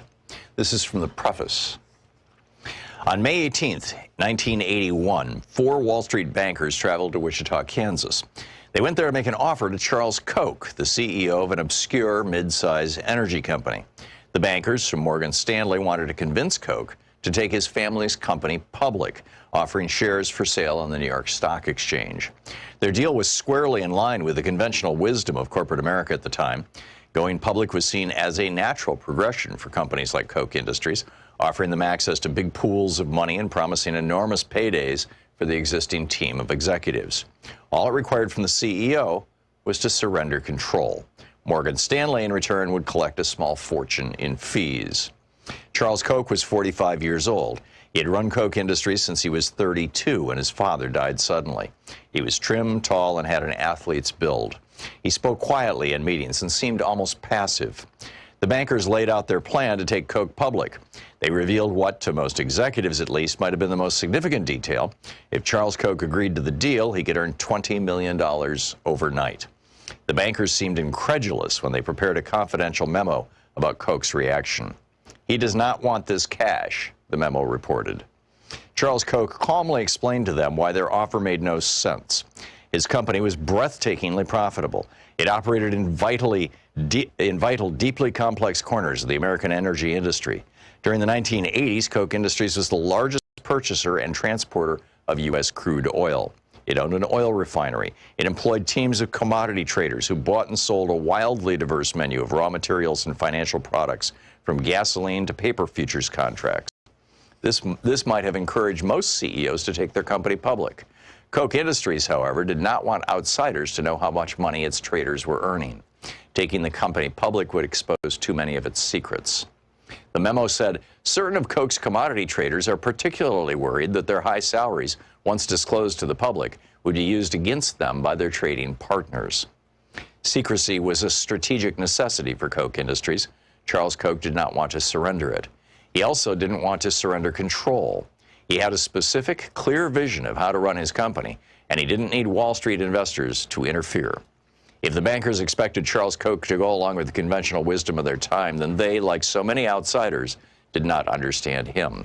Beneath his low-key veneer, Charles Koch was, at his core, a fighter. He had unmovable ideas about how things should be, and he did not back down when challenged. When he was challenged by his own brothers for control of Koch Industries, he fought them in a bitter legal battle that lasted decades. When he was challenged by members of a powerful labor union during his first years as CEO, he fought them even as they committed an act of industrial sabotage that nearly destroyed Koch's oil refinery. When the FBI and the U.S. Department of Justice launched a criminal investigation into Koch Industries' oil gathering business, Charles Koch fought them with every legal and political tool at his disposal. When a liberal Congress and President Barack Obama sought to impose regulations on the fossil fuel industry to control greenhouse gas emissions, Charles Koch fought them in ways that changed U.S. politics. In each of these fights, Charles Koch prevailed. When Charles Koch dismissed the bankers in 1981, it was just a small skirmish in the larger war to control Koch Industries. After prevailing in that fight, he created a company that was true to his vision. He avoided the snares that entangled many publicly traded companies that report their financial results to investors every 3 months. Koch Industries didn't have to think quarter to quarter. The company thinks year to year. An internal think tank and deal-making committee called the Development Group will sometimes think through a business deal on a timeline measured in decades. This long-term view made Koch more nimble where other companies stumbled. In 2003, for example, Koch Industries bought a group of money-losing fertilizer plants when no publicly traded company was willing to take the risk. Today, those plants are as profitable as a broken ATM machine that spews out cash around the clock. Unlike publicly traded companies, Koch Industries does not pay out rich dividends to investors. Charles Koch insists on reinvesting at least 90% of the company's profits, fueling its constant expansion. This strategy laid the foundation for decades of continuous growth. Koch Industries expanded continuously by purchasing other companies and branching out into new industries, in the kind of businesses that are indispensable to modern civilization, but which most consumers never directly encounter. The company is embedded in the hidden infrastructure of everyday life. Millions of people use Koch's products without ever seeing Koch's name attached. Koch refines and distributes fossil fuels, from gasoline to jet fuel, on which the global economy is dependent. Koch is the world's third largest producer of nitrogen fertilizer, which is the cornerstone of our modern food system. Koch makes the synthetic materials used in baby diapers, waistbands, and carpets. It makes the chemicals used for plastic bottles and pipes. It owns Georgia Pacific, which makes the wall panels, beams, and plywood required to build homes and office buildings. It makes napkins, paper towels, stationery, newspaper, and personal hygiene products. Koch Industries owns a network of commodities trading offices in Houston, Moscow, Geneva, and elsewhere, which are the circulatory system of modern finance. The book, Kochland, by Christopher Leonard.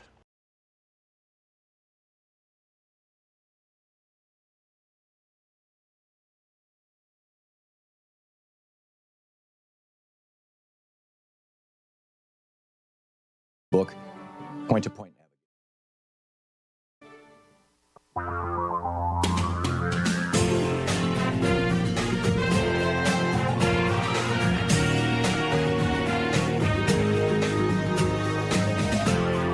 This is the Thom Hartmann Program.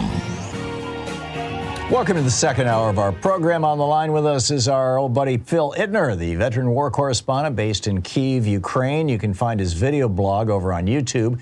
His name is spelled Philippitner, which helps you search it easily over on YouTube. Plus, that's also his Twitter handle. Phil, welcome back to the program. So Russia apparently blew up this dam on a river that looks to me kind of like it's like the Mississippi River of Ukraine. And in the process, they've cut off fresh water to Crimea. Did they just shoot themselves in the foot? Tom, this is a very serious event in the course of this war. They have done just that. You're right. I'll lay the scene a little bit here. So you're right. The Dnieper River is very similar to the Mississippi. Unlike so many European rivers, this is a sizable body of water. And the Ukrainians have dammed it with this Nowa Kakhovka dam that was just blown up and created a massive reservoir. Now, the reservoir was used for water, for drinking water. It was used for hydroelectric, creation of power. A number of resources were drawn from this reservoir. So when the Russians, and don't let anybody tell you it wasn't the Russians, it was the Russians. They blew this dam and they have sent just tons of water flowing down river towards the sea. And it is picking up, debris. It is killing livestock, animals. Of course, human beings are at massive risk. There will be casualties.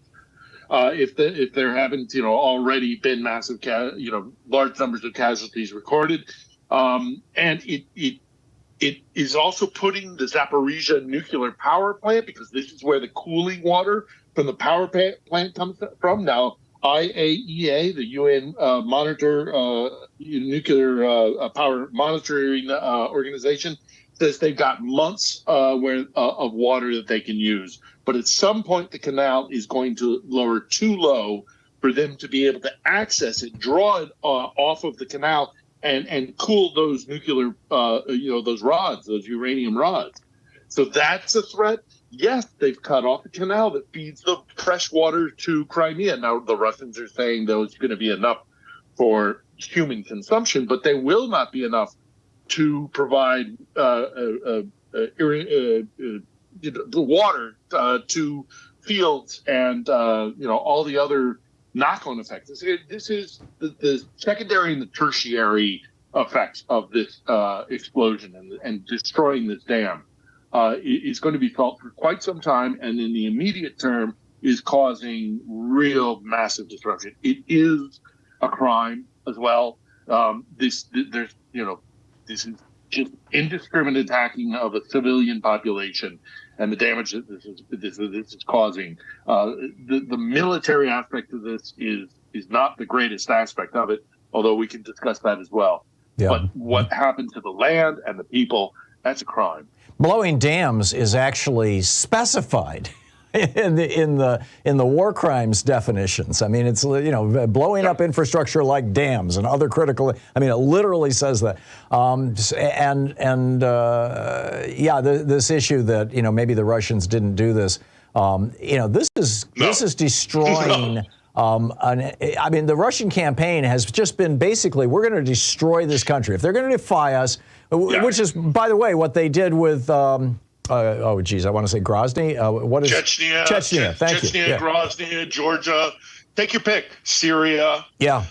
Tom, I hate to interrupt you, but I'm a little bit worked up about this because I'm tired of listening to the Russian information warfare that is so clearly being used to manipulate, to even insert the idea that the Ukrainians would do this to themselves, which is what the Russians are saying, while they were in military territorial control of the dam. It beggars belief. And so I have to start asking the question, when do we stop listening to the Kremlin? When do we recognize that the Russians, as expert as they are at information warfare, need to be kept in check? You can't trust what the Russians say. They have been lying this entire war, and I would argue. I completely get it. The problem we have is that we've got a dozen, maybe 24 members of the United States House of Representatives, Republican members, who are eagerly echoing Russian propaganda at the drop of a hat. You've got a former president who sent Rand Paul on a secret mission to deliver top secret documents to Vladimir Putin back in 2017, which is, I'm surprised it hasn't been raised by Jack Smith, frankly, and the Rand Paul has never been questioned. But anyhow, there's other things to talk about here. One of the other stories that I saw was this. It was published on MSN. Was Russian elites souring on the chances of winning? We've discussed this before, but has there been a sea change in public opinion in Russia, or at least among the elite? I think it's been creeping. I don't think it's been a sea change in terms of like an immediate turn or a souring or a rethinking of this by the elites or the general population of Russia. I think it's been creeping in. They know what they're doing here. Despite the control of media within Russia, there are ways, and they know. I mean, even if it's just a relative who gets on the phone and says, "Hey, do you know I'm your Ukrainian cousin? Do you know what your military is doing in your name?" They will shut it down.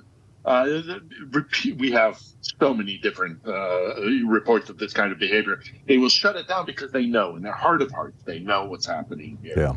Yeah. I do think that there is creeping, and it's going to get stronger, dissatisfaction with what is happening here, and the fact that they're going to lose. they know they're going to lose, and that is going to sit is not going to sit well with them. The only question is how badly do they lose? Right. It's just this war it's got to end. It's got to finish. Nobody wants it to end more than the Ukrainians.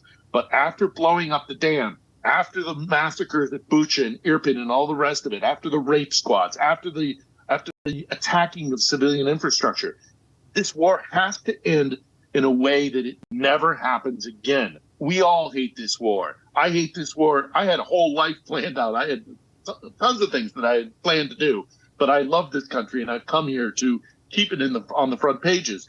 There has to be an end to this war. Agreed. But this war has to end in such a way that the Russians never come back again, and they understand the territorial integrity of Ukraine must be respected. And they pay reparations. They pay reparations, and they return the children. Yes. Return the children. Yeah, they've all of that has stolen tens of thousands of children. You're right. You're absolutely right. So this has to stop. The war has to stop, but it has to stop in such a way that Ukraine is victorious. I know that's unpleasant for a lot of people to hear, but peace has to be through victory. I want them to sit around a peace table as much as anybody on this planet. But until there is a military victory, I am afraid the Russians will never get it through their thick skulls that Ukraine is not their puppet or their plaything or their pet. Well, plus this is the fourth country they've gotten away with doing this to. I mean, let's just be very clear about this. So, which raises the question. As the threat that it is. Right, which raises the final question here, because we're running out of time here. We're talking about Phil keep it short. No, it's quite all right. Has the counteroffensive begun, and if so, how and where? It does look like look, when you start applying armor to an offensive action, it looks like the counteroffensive has indeed happened. It seems like they're pushing around Bakhmut. They're pushing out of Zaporizhia, which is the shortest distance from one Ukrainian-held territory to the sea, which is ultimately what I think they're going to try and do is cut the Russians in half, and a launch from Zaporizhia towards the sea would be the one. If you look on the map, the Zaporizhia is just above where the dam exploded. It's a major city. That is maybe not a coincidence. They may have blown the dam, the Russians did, to kind of obstruct the counteroffensive. But we knew that the Ukrainians were training for amphibious assault. That all might be combined. Right. But the Ukrainian people are right now so infuriated, and it has done the exact opposite. So many times they do this, like bombing Kiev or bombing power stations. Does the exact opposite. The Ukrainians are fired up and furious about what has happened, and they are going to take that anger and they're going to direct it at the Russians. And if I was a Russian soldier right now, I would seriously be thinking about dropping my weapon and going home, because the Ukrainians are furious. And I would argue. Well, they can't go home though; they'll get shot. I mean, maybe surrendering to better take your and applying for citizenship. Or that too. Yeah, absolutely. Yeah. The Ukrainians which their POW. Yeah, and you brought up an important point. When the dam was blown, the first thing I said to my wife, who to Louise, who helps put this show together every day, was we have been hearing for 3 or 4 weeks now that the Ukrainians are preparing an amphibious assault on the Russian positions on the other side of this river. So, it seems to me fairly obvious that the reason the Russians blew up the river was to try to scramble to make far more difficult the ability of the Ukrainians to cross the river, with amphibious vehicles. Doesn't that make sense? I mean, as a motive beyond militarily, it does make sense. However, that's a complete disregard for the secondary, as I said, the secondary and the tertiary effects of what they've done. And that is a crime. What they've done to the civilian population, you can make that argument for the military objectives for blowing the dam. But, how significant is that success compared to the damage that you're doing, not only to the ecology of the area, to the animals that live there, all the detritus that's going to be picked up and thrown out into the sea, the deaths that are going to happen. I mean, the Russian soldiers were apparently not even informed. The soldiers have been The Russian positions have been shelling a town called Kherson, which is in the impact zone of this flooding.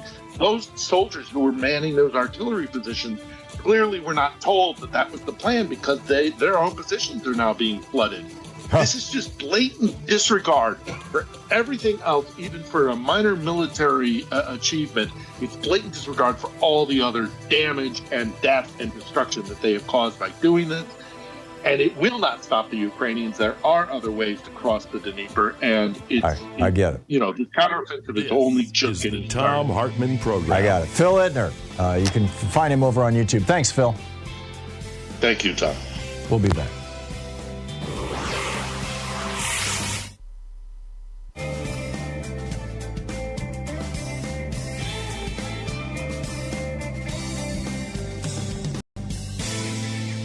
And welcome back. Sean in Stamford, Connecticut. Hey, Sean, what's on your mind today?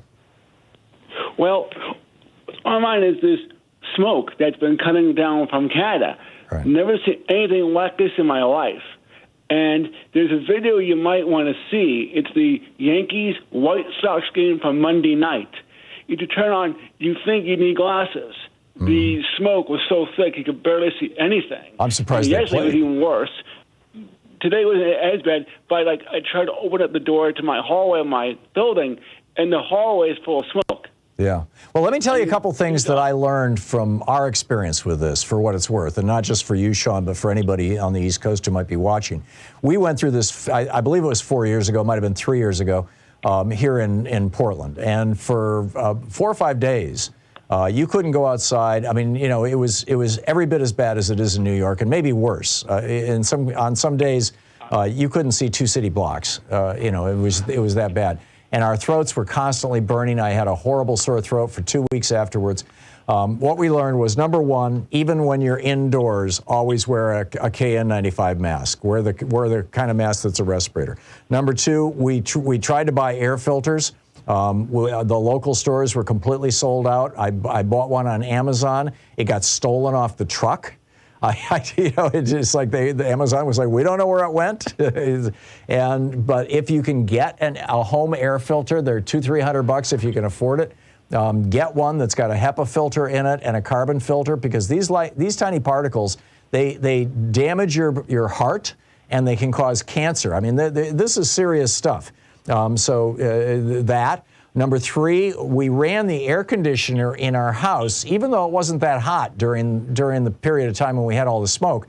We ran the air conditioner because when your air conditioner, if you've got whole house air conditioning, or even if it's just a window air conditioner, air conditioners, the cooling coils in them get wet, you know, because they evaporate moisture out of the air. They condense moisture out of the air, and that the wet coils then act as a way of, it's why the word conditioner, right? It's conditioning the air. The wet coils then are the place where the little particles stick, and and it goes off in the waste from the water. But what we discovered a year afterwards was that our home air conditioner had been, taking the drip line from the air conditioner where the condensate runs to the outside of the house. It had the chemicals from the smoke had actually burned a hole in the aluminum hose, in the aluminum pipe, and I had to have a plumber come out and reinstall it, because when we ran the air conditioning the next summer, the wall next to our air conditioner was getting all wet, and it was totally weird. So those are the things that I learned, Sean. For what it's worth, but I hope you can. I hope you can get through it without injury. Yeah. Well, it's not as bad today, but you don't smell it. I went outside this morning. You could smell it lightly, but all I did was go to the mailbox, so I didn't go very far. Yeah. But if you go outside, wear a mask, and even indoors, if you don't have if you can't seal your house up and you don't have an air filter, as much as you can. I realize it's tough to sleep with a mask on, but wear a mask whenever you can, a KN95 mask. And Actually, at night it wasn't too bad. Yeah, well, good. Because the good news is, I guess, pretty much everybody has a KN95 mask nowadays. So, Sean, good luck. I wish you the very best, and you and everybody else on the East Coast. And thank you for the call. It's 22 minutes past the hour. We'll be right back.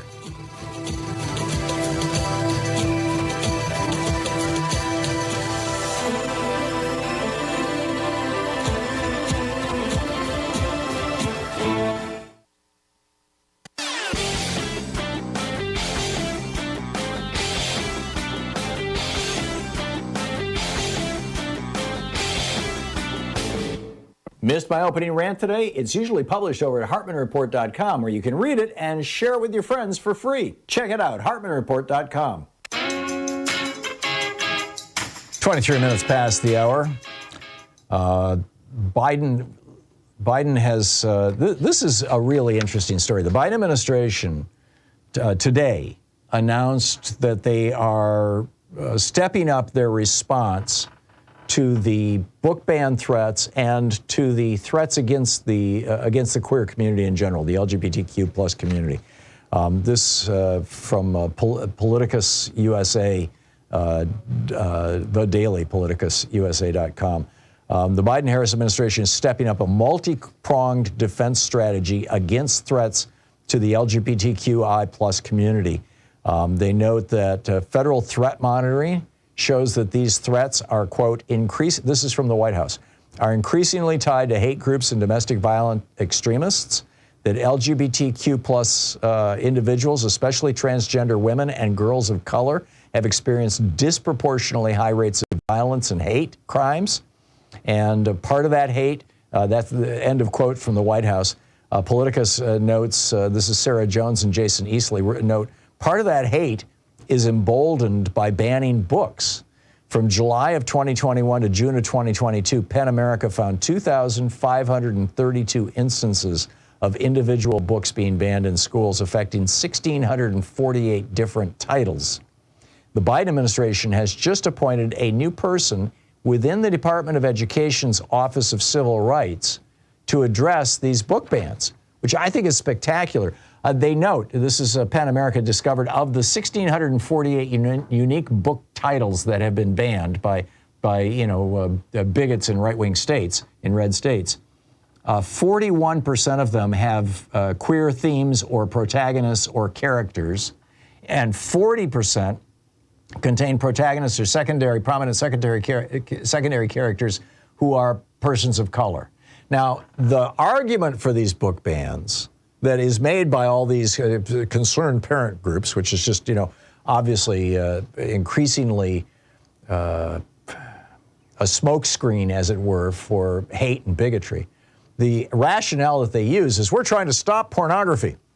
We're trying to stop sexualization of our kids. We're trying to stop, sexual content.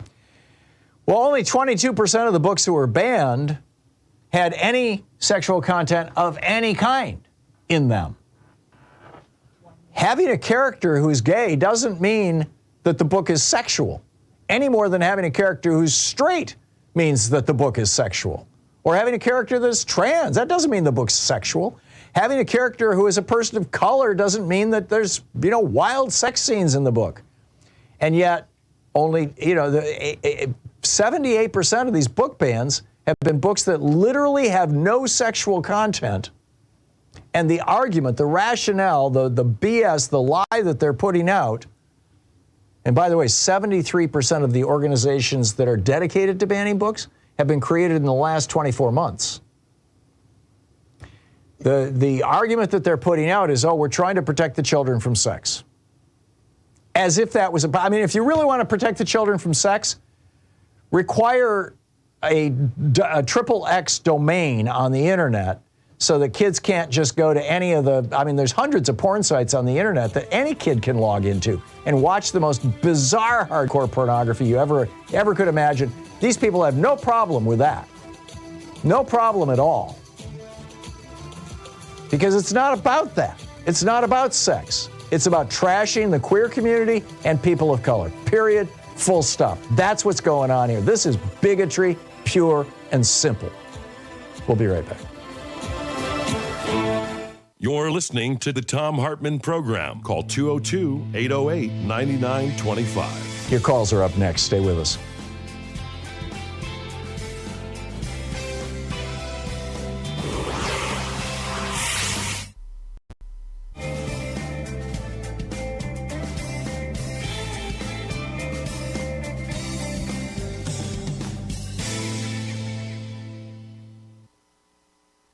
Our book today in the Thom Hartmann Book Club is Defying Hitler by Sebastian Haffner, a memoir. This is from chapter 17, about a little more than a third of the way into the book. At first, the revolution only gave the impression of being an historical event like any other, a matter for the press that might just possibly have some effect on the public mood. The Nazis celebrate January 30th as their day of revolution. They are wrong. There was no revolution on January 30th, 1933, just a change of government. Hitler became chancellor, by no means the Führer of the Nazi regime. The cabinet contained only 2 Nazis apart from him. He swore an oath of allegiance to the Weimar Constitution. The general opinion was that it was not the Nazis who had won, but the bourgeois parties of the right, who had captured, in quotes, the Nazis and held all the key positions in the government. In constitutional terms, events had taken a much more conventional, unrevolutionary course than most of what had happened during the previous 6 months. Outwardly also, the day had no revolutionary aspects, unless one considers a Nazi torchlight procession through Wilhelmstrasse or a minor gunfight in the suburbs that night as signs of a revolution. For most of us outsiders, the experience of January 30th, 1933 was that of reading the papers and the emotions we felt while we were doing so. The morning headline was, "Hitler called to president." That produced a certain nervous, impotent irritation. Hitler had been called to the president in August and November. He had been offered the vice-chancellorship and then the chancellorship. Both times he had set impossible conditions, and both times there had been solemn declarations, "Never again." Each time, "never again" had lasted exactly 3 months. Hitler's opponents in Germany at that time suffered from a compulsive urge to offer him everything he wanted, indefatigably, and at an even cheaper price, indeed to press it upon him. It's the same now with his opponents outside Germany. Again and again, this appeasement was formally renounced, and again it gaily reappeared at the crucial moment. Just so today. Then, as now, one's only hope was Hitler's own unreasonableness. Would it not sooner or later exhaust the patience of his opponents? Then, as now, it became apparent that their patience knew no bounds. At midday, the headline said, "Hitler makes impossible demands." We nodded, half reassured. It was only too credible. It would have gone against his nature to ask for less than too much. Perhaps the cup had once more passed from us. Hitler, the last defense against Hitler. At about 5 o'clock, the evening papers arrived. Cabinet of National Unity formed Hitler Reichschancellor. I don't know what the general reaction was. For about a minute, mine was completely correct. Icy horror. Certainly this had been a possibility for a long time. You had to reckon with it. Nevertheless, it was so bizarre, so incredible to read it now in black and white. Hitler Reichschancellor.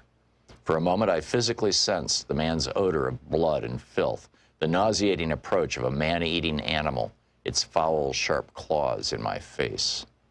Then I shook the sensation off, tried to smile, started to consider, and found many reasons for reassurance. That evening, I discussed the prospects of the new government with my father. We agreed it had a good chance of doing a lot of damage, but not much chance of surviving very long. A deeply reactionary government with Hitler as its mouthpiece. Apart from this, it did not really differ much from the 2 governments that had succeeded Bruning's. Even with the Nazis, it would not have a majority in the Reichstag. Of course, that could always be dissolved, but the government had a clear majority of the population against it, in particular the working class, which would probably go communist now that the Social Democrats had completely discredited themselves. One could prohibit the communists, but that would only make them more dangerous. In the meantime, the government would be likely to implement reactionary social and cultural measures with some anti-Semitic additions to please Hitler. That would not attract any of its opponents to its side. Foreign policy would probably be a matter of banging the table.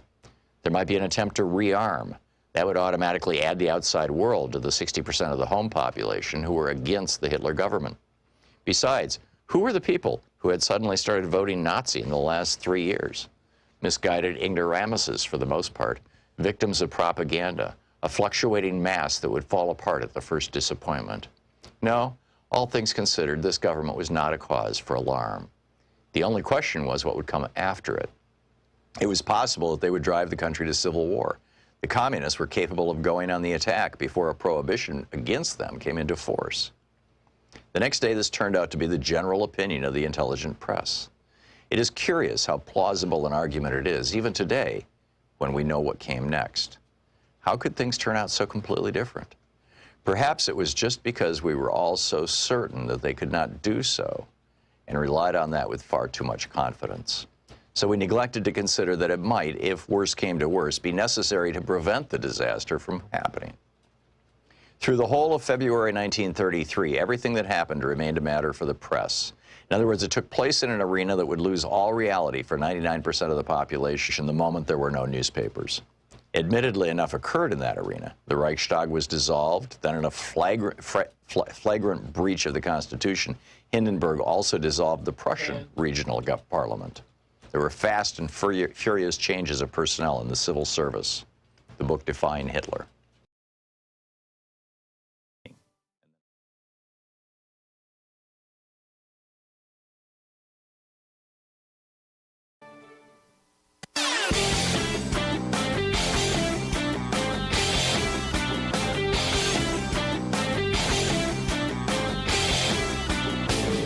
Hey, if you like the rants that I open the show with every day, they're typically published over at hartmannreport.com. Check it out.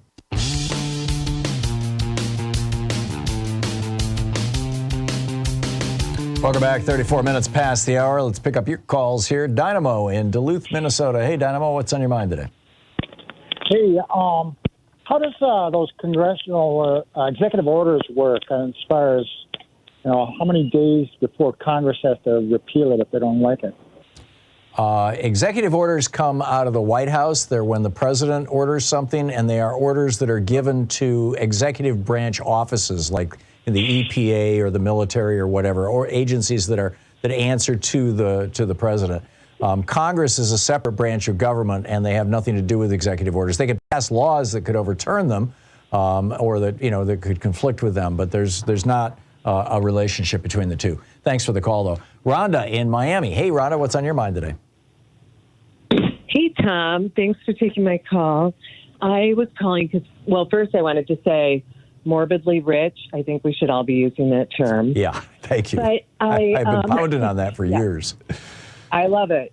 But I was calling because I wanted to ask you, I heard you deal with that caller yesterday who brought up that old chestnut about how we can't do anything for our, environment to combat pollution and climate change because we fall behind the Russians or the Chinese, which is ludicrous, right? Yeah. I mean, why can't we have, our resources like Kennedy did with the space race, right? Yep. We're racing the Russians. We can have a green war, since the United States loves war so much.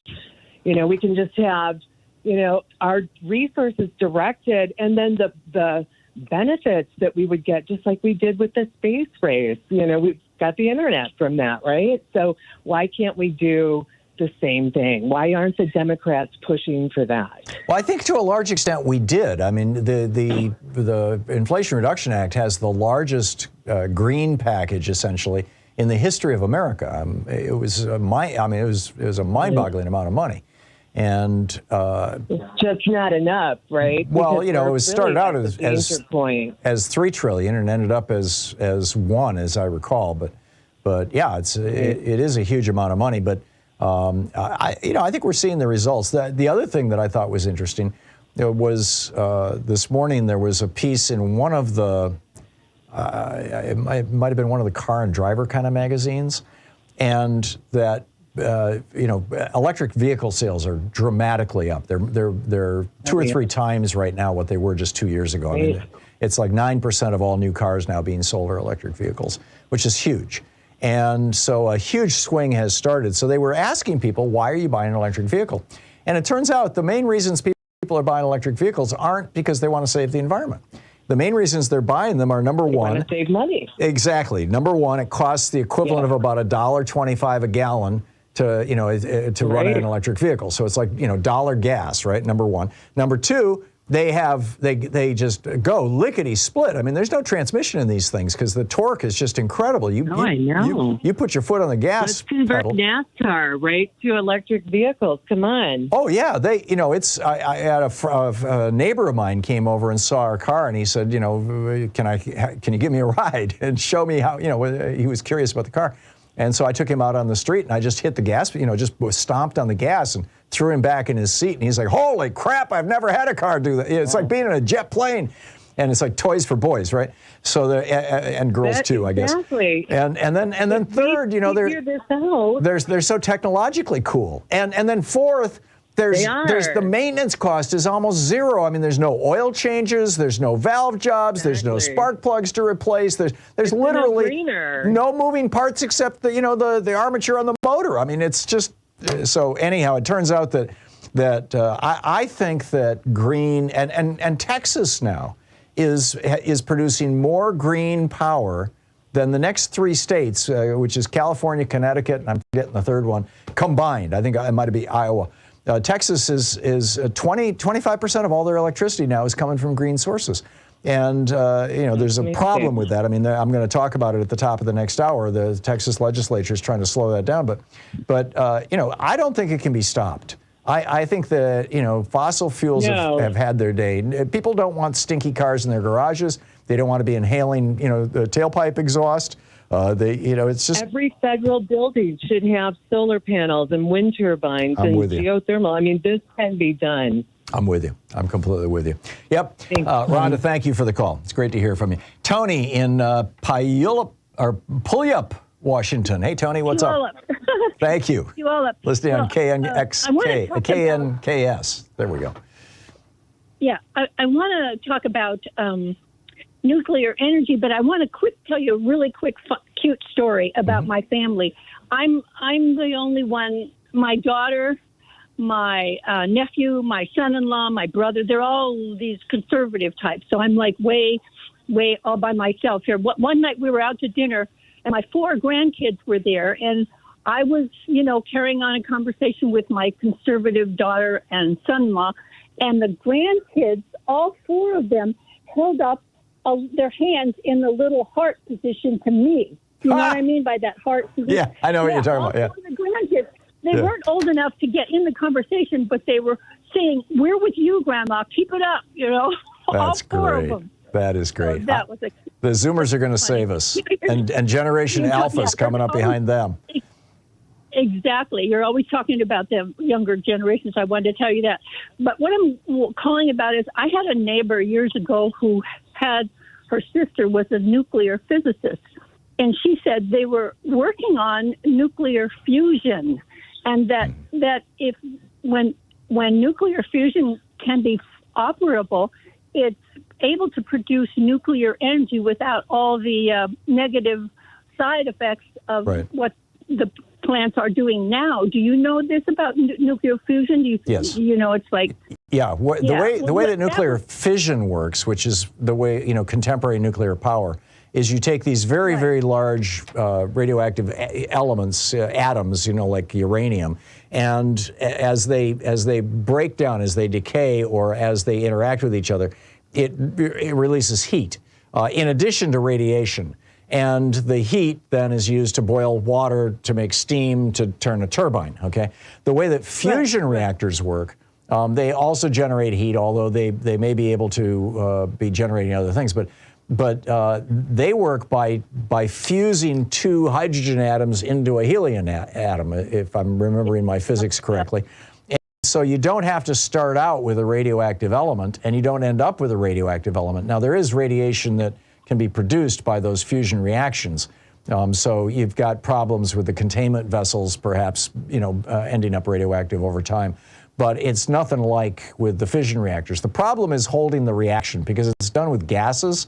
You've got to hold these atoms it takes massive amounts of energy to create a magnetic field, essentially, that is powerful enough to actually act like a gravitational field and hold that fusion reaction in one spot. But it's getting there.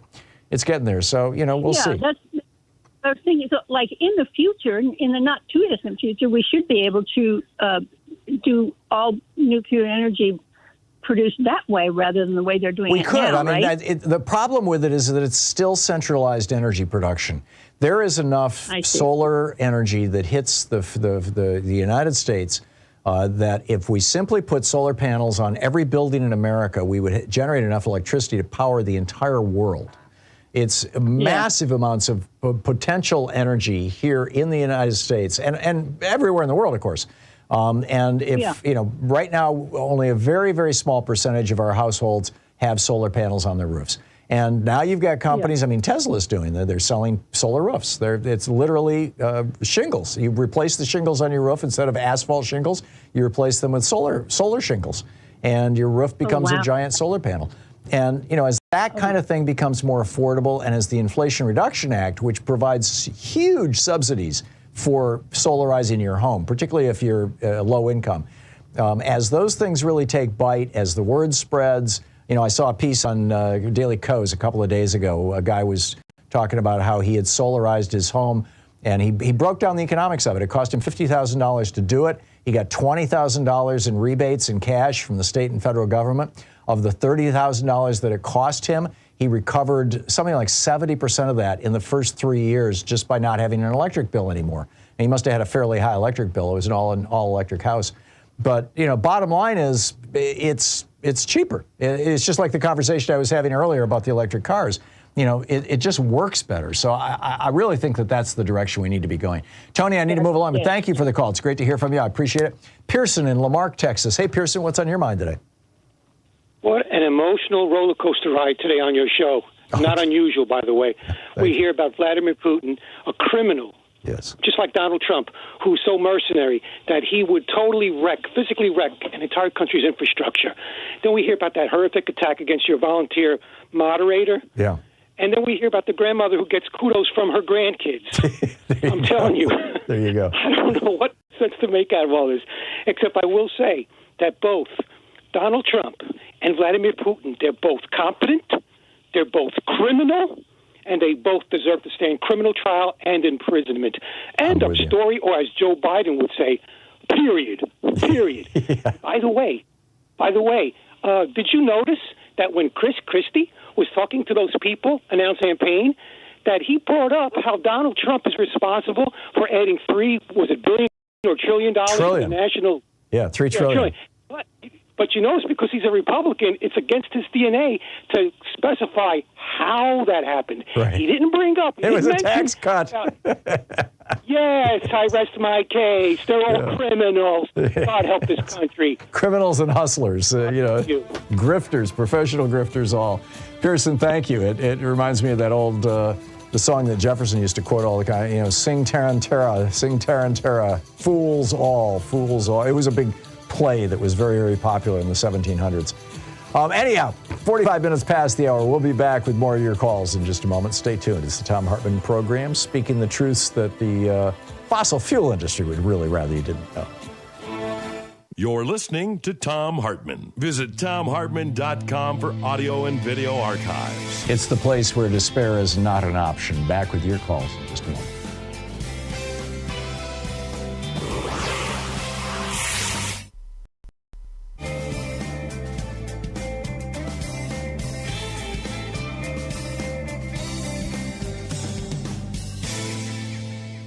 And welcome back. Oliver in Rock Hill, South Carolina. Hey, Oliver, thanks for watching us on YouTube. What's on your mind today? Good afternoon. There was a caller, maybe 5 or 6 callers previous that mentioned Trump's mental ability or capacity. And yes, I would say give him the out, let him go out as mentally capacity, incapable of doing anything. Make sure he can't run for president again. If we put him in jail, we know that we're going to face the most obvious situation, which is domestic terrorism from the GOP. Yeah. Well, here's the thing: if he goes to, and you're there's something wrong with your phone, Oliver. You're really super muffled, but so it's hard to hear you. But I think I made out everything you said. And if I'm not a fan of, the caller earlier, who had suggested, Trump might be, he has an argument to make that he's mentally ill and therefore he can't stand trial. That was tongue in cheek. Morris was the person who said it, and I got that. But I really think, number one, he needs to be held to account, in a court before a jury of his peers. But number two, that I hope that one of the charges that they're bringing against him has to do with sedition. Because if so, then he cannot run for political office if he's been convicted of sedition. And so, step by step. It's going to take us a while to get there, but step by step. Oliver, thanks for the call. Michael in in central Mexico. Hey, Michael, thank you for watching us on YouTube, too. What's up? Hey, thank you, Tom. Hey, what I wanted to say, a quick statement on, I really think Christie is going to be the nominee for the Republican Party, only because he's the only guy that can take it and give it right back to the Donald. Nobody else can, and I think the cult could get behind him because he's just as offensive as Trump. Or almost. That's an interesting position, and maybe, I mean, there is a widespread cultural bias against people who are obese. And I would have said 20, 30 years ago that in the age of television that you couldn't have a fat president. Now, we've had them in the past. I mean, William Howard Taft, Benjamin Harrison, there have been several presidents who were very, very large men. But today, 40% of all Americans are clinically obese. So, Christie's weight may not work against him as vigorously as it would have 20 or 30 years ago. So, maybe my skepticism about his candidacy is misplaced because most of it is based on that, I don't think his weight or his religion or anything else is even going to matter because really the Republicans or what's left of the GOP, which is really a cult anymore, they're going to support the Republican nominee no matter what. Yeah, you're right. And Trump is now going after Christie on his weight. He was on his Nazi-infested social media site yesterday. He was talking about Christie's weight, and I don't think it hit him. Christie didn't respond. Oh, no. I think it just seems infantile. It seems childish. They've been making fun of his weight since the beginning of time, so Christie's pretty well used to that. Yeah, I totally get it. I had other questions, but I guess I'll leave it with that. I hear the music playing. So live to call again. Thanks again, Michael. Thanks for the call. We'll be right back. Stay with us. We're picking up your calls right after this.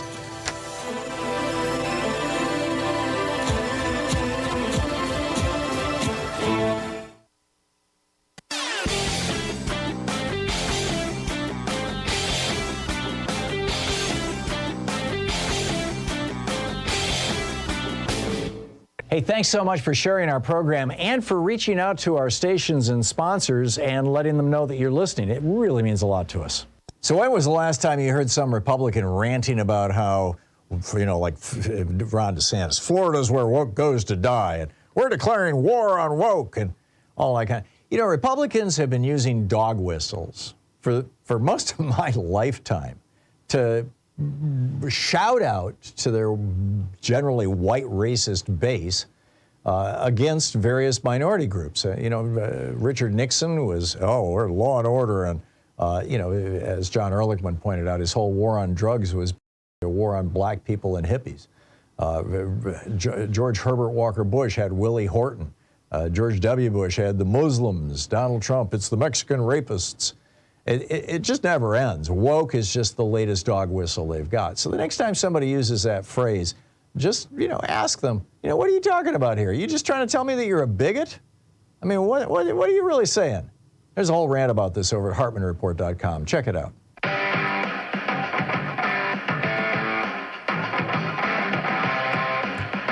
Picking up your calls here, Gretchen in Salem, Virginia. Hey, Gretchen, what's on your mind today? Thanks for watching us on Free Speech TV.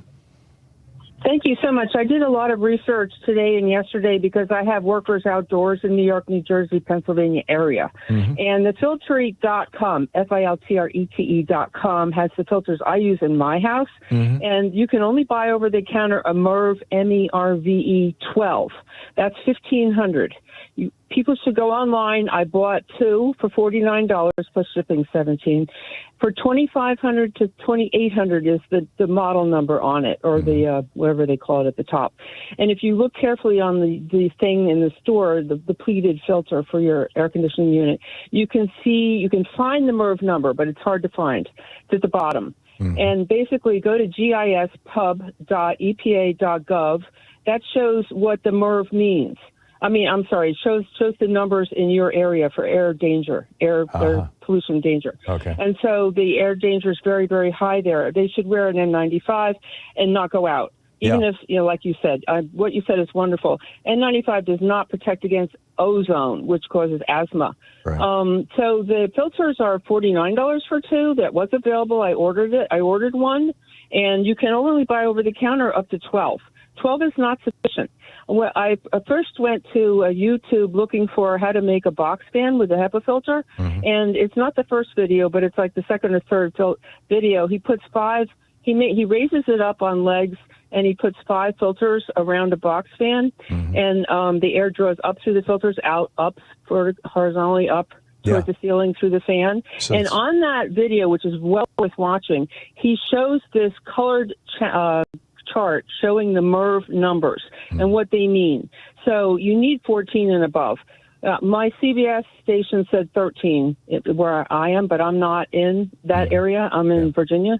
And so we had level orange, but they have like, oh my God, red, purple, worse, just saying. And they still do. And so if people don't have a total house air conditioning, and they just have the window units, they could go to the YouTube and construct their own box fan with filters, and he showed how the number of filters that you use on there create better. Right, and you can throw those things together with just duct tape if you need to. For 1,500 square feet. Yeah, absolutely. And when you can't get the filter units, the devices, the $200-300 devices anymore because your stores are sold out, very often you can still buy the replacement filters. In fact, you can buy even furnace filters. They're better than nothing. I mean, they're not like HEPA filters, but you could take a good-sized furnace filter and duct taped it to a box fan, and you've got a filter for your home. Of them. And then when you do that,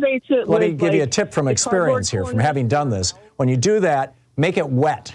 Spray water on it periodically. Walk by and spray it on that furnace filter and it will catch those particles much more effectively. Back to you, Gretchen.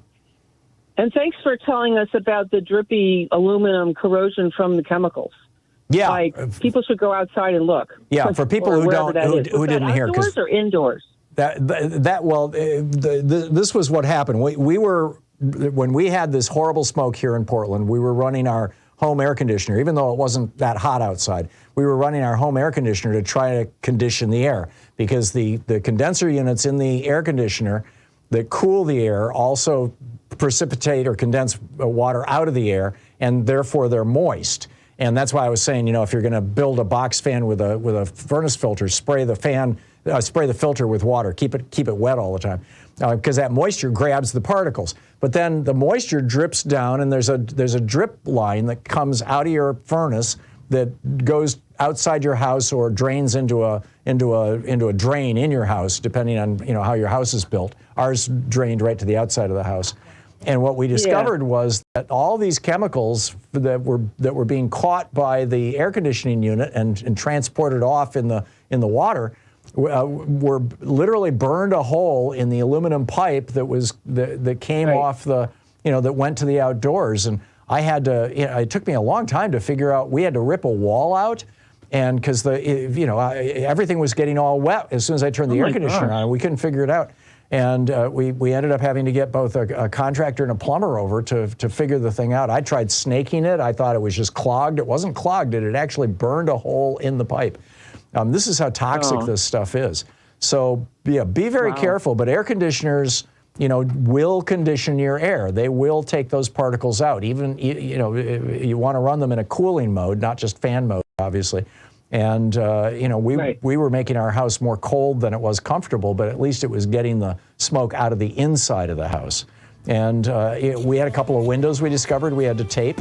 I mean, there's just stuff you got to do to stay, because these particles, they cause cancer, they cause heart disease, they can cause strokes. It's bad stuff. Gretchen, I got to run, but thank you for the call. It's 57 minutes past the hour. I was going to say it's the top of the hour. We'll be back on the other side. We're going to talk about the threats of hate and far-right extremism taking over America with the Southern Poverty Law Center. This is going to get interesting. Stay tuned.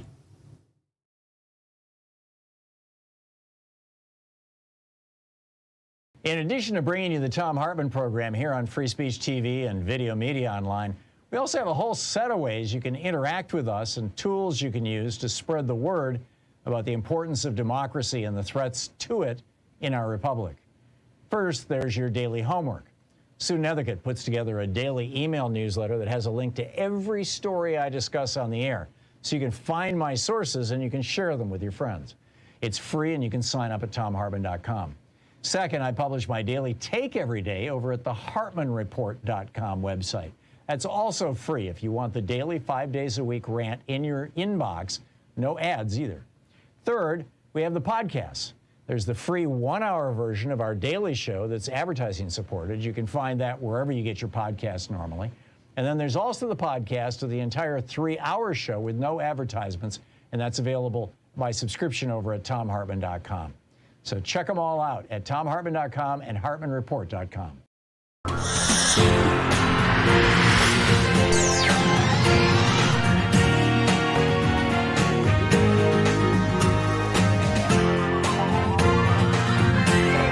We say fight back!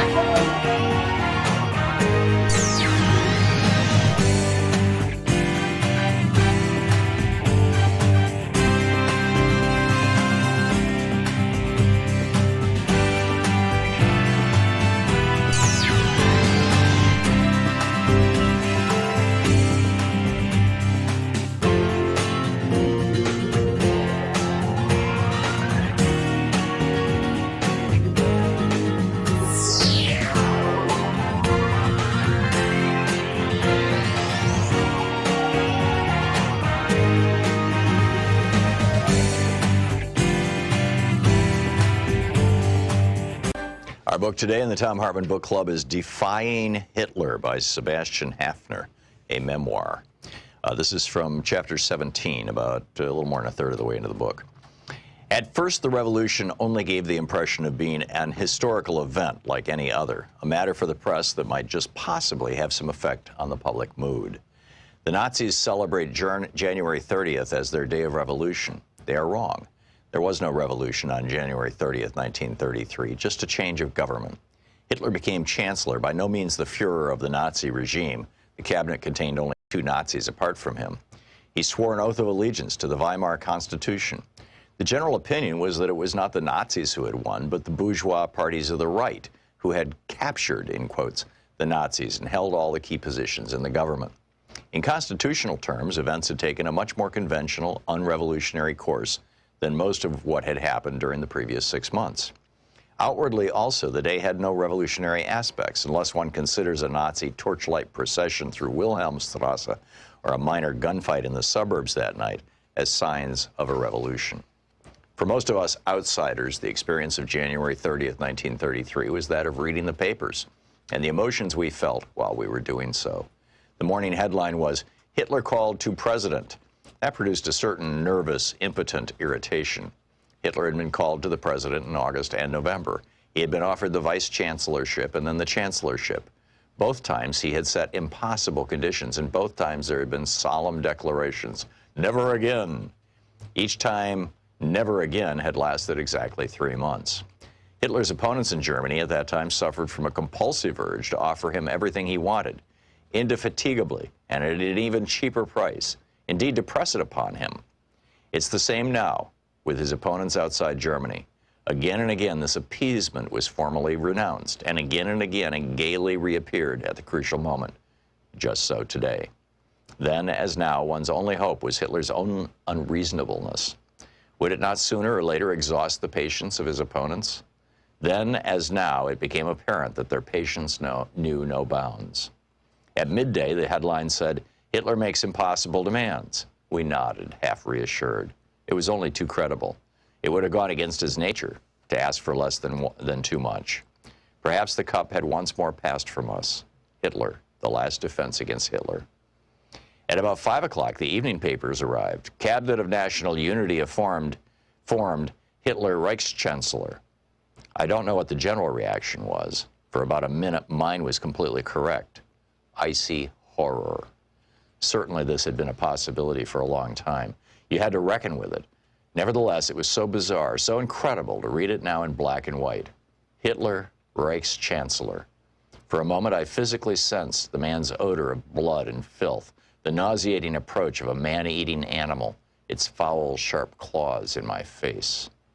Then I shook the sensation off, tried to smile, started to consider, and found many reasons for reassurance. That evening, I discussed the prospects of the new government with my father. We agreed it had a good chance of doing a lot of damage, but not much chance of surviving very long. A deeply reactionary government with Hitler as its mouthpiece. Apart from this, it did not really differ much from the two governments that had succeeded Bruning's. Even with the Nazis, it would not have a majority in the Reichstag. Of course, that could always be dissolved, but the government had a clear majority of the population against it, in particular the working class, which would probably go communist now that the Social Democrats had completely discredited themselves. One could prohibit the communists, but that would only make them more dangerous.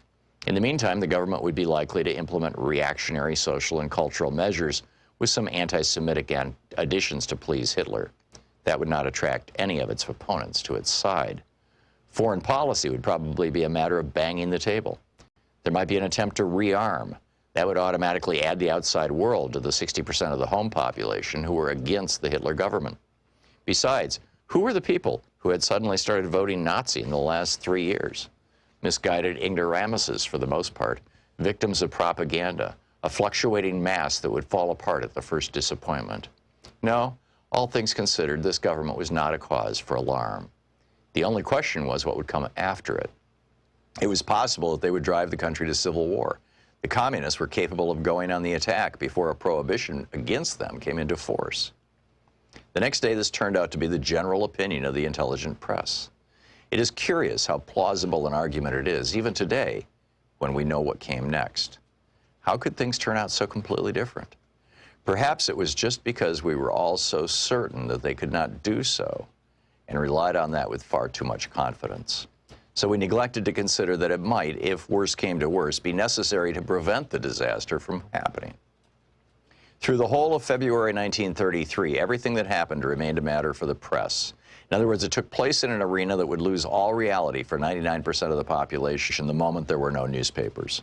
Admittedly, enough occurred in that arena. The Reichstag was dissolved, then in a flagrant breach of the Constitution, Hindenburg also dissolved the Prussian regional parliament. There were fast and furious changes of personnel in the civil service. The book Defying Hitler.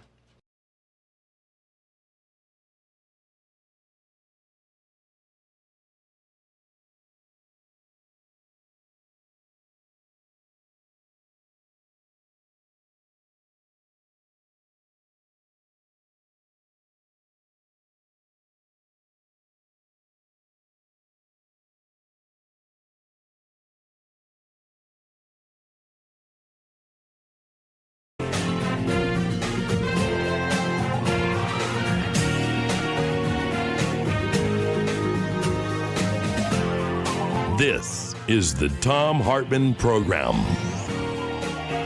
Welcome to the third hour of our program. On the line with us is Susan Corke, the director of the Southern Poverty Law Center's Intelligence Project, co-author of the Democracy Playbook, a resource to fight authoritarianism and strengthen democratic resilience.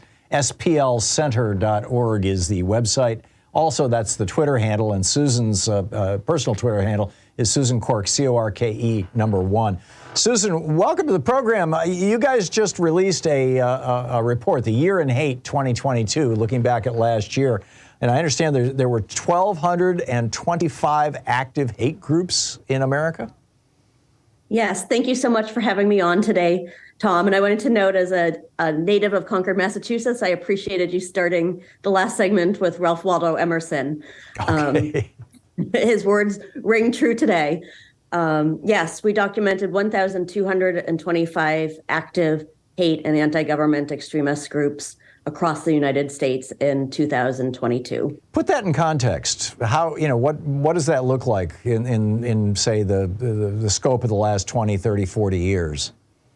Sure. And the number is relatively flat from last year. Last year, there was 1,221. So what I would say is a shift we've been making is an understanding that the landscape of hate and extremism has changed with the rise of the influence of the internet, that it is less necessary to be a card-carrying member of a hate and extremist group So I don't think that the flatness of the numbers this year tells that much of a story. I think the interesting parts are when we dig into the different subsections. For example, a notable retreat on the anti-government side of the listing is in the militia movement. That this year we identified 61 active militia groups, which is a decline from 92 groups identified in 2021. And what this shows is that this reduction is largely the result of members and leaders being held accountable for their role in the deadly January 6th attack. Oh, interesting. So that's notable.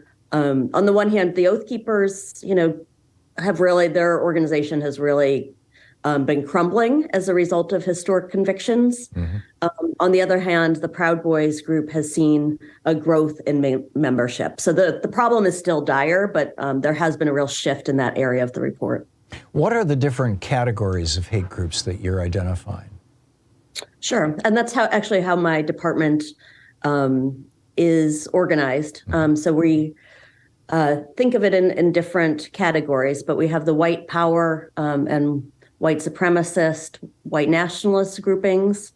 We have the anti-government extremist groups, which includes groups and conspiratorial anti-government groups. And then we have what we kind of loosely call the groups that are trying to impact the mainstream in particular with their hate and extremism. So groups that are primarily anti-LGBTQ, anti-Muslim, anti-immigrant, and others. So the anti-Semitic as well. So the similarity is that there's a connective tissue of white supremacy that is unifying amongst these groups. There is a large degree of shared belief in the white supremacist great replacement theory, which is quite racist and anti-Semitic. The difference, so it's a directing and othering on the hate group side, those for their immutable characteristics of race, gender, religion, sexual identity. And then on the anti-government group list, it's seeing the U.S. government as illegitimate, fomenting conspiracy theories aimed at undermining the U.S. government, militia groups that view themselves as the rightful authority. So that's kind of how we think about the different groupings. I realize that in these different categories there may be different nuances of motivation. But broadly speaking, I mean, this has been a debate for a long time in America, whether, for example, have hate groups risen in the last 40 years because Reaganomics has reduced the American middle class from 2/3 of us to 45% of us, and there's a backlash, white people seeing their economic power vanishing and assuming or being told that that's because black or brown people are taking that power, as opposed to realizing that actually it's billionaires taking their money and their wealth. But what are that's one theory. Another is that it's just good old-fashioned hate. Another is religious extremism. What are the principal drivers of these hate groups? Well, I mean, you have kind of nailed part of it, that the Great Replacement theory, which, disturbing. We did a poll last summer and shows that I think the number was about 7 out of 10 Republicans believe in the Great Replacement theory, which is exactly as you described it, that there's this belief that America's growing diversity is a problem, that hordes of non-white immigrants are descending upon this country. That's where you get a lot of the hyperbolic invasion rhetoric coming out of mainstream right now too, and far right. So this belief that white Christian America is under threat from these hordes of non-European, non-white people in our country, and they see diversity as a threat. They prefer to return to an America before the Civil rights movement and seek to enforce that in different ways. And some of the nuances that you're talking about are also a nuance of tactics, right? So, on the really far right, we have the groups like the neo-Nazis, Ku Klux Klan, the more extreme groups that seek to use violence as the tactic. That, a disturbing percent, I think it was 25%, see that we're headed towards a civil war. And there's a growing acceptance of violence as an approved and effective means of getting there. So that's the more violent edge of this movement. And within all of these groups that we're tracking on the far right, we've seen in the past couple of years this coming together in a movement around some of these shared beliefs that, broadly speaking, fall under the tent of white supremacist ideology. The Great Replacement theory, protecting America for white America against diversity, is uniting. Right. We had, on this program, one of the kind of cardinal characteristics of this program, and at least during its first 15 years, the last 5 years, it's been increasingly difficult to get conservatives to even come on and talk to me. But, I used to debate Republicans and conservatives all the time on this program. I thought it was, illuminating for people at the very least. And there was one guy, Sheriff Mack, who used to come on all the time, who was affiliated with the Oath Keepers and was one of the co-founders of the Constitutional Sheriffs or something like that. And, I got it. I mean, in fact, I met him he came into our studio in D.C. a couple times, and he was broke. I mean, he was a true believer. This was a guy who actually believed what he was saying, that the government was illegitimate, that only sheriffs were the legitimate authority. Quack, quack, quack. Mm-hmm. You look at him on one end of the spectrum, and he was out there, promoting this, basically hate. And then on the other end of the spectrum, you got people like Pat Robertson, who just passed away today, who was a billionaire when he died, who in my mind was just essentially a professional grifter who had weaponized hate to make money. And how much of what's going on with the promotion and promulgation of hate and hate groups in America is being done for political power or money versus genuine ideology? Well, if we go back a ways, I mean, a lot of where we are today has been planned out from the powerful and the wealthy behind the scenes. That there was, the rise of Trump for SPLC, the rise of the far right and the hate-filled ideology, unfortunately for us, was not a surprise. We'd been warning about it. And so to drive America in a more conservative direction, the fear around the growing diversity in America, that was powered by wealthy interests. There was a deliberate strategy to mainstream that ideology and bring the GOP further rightward.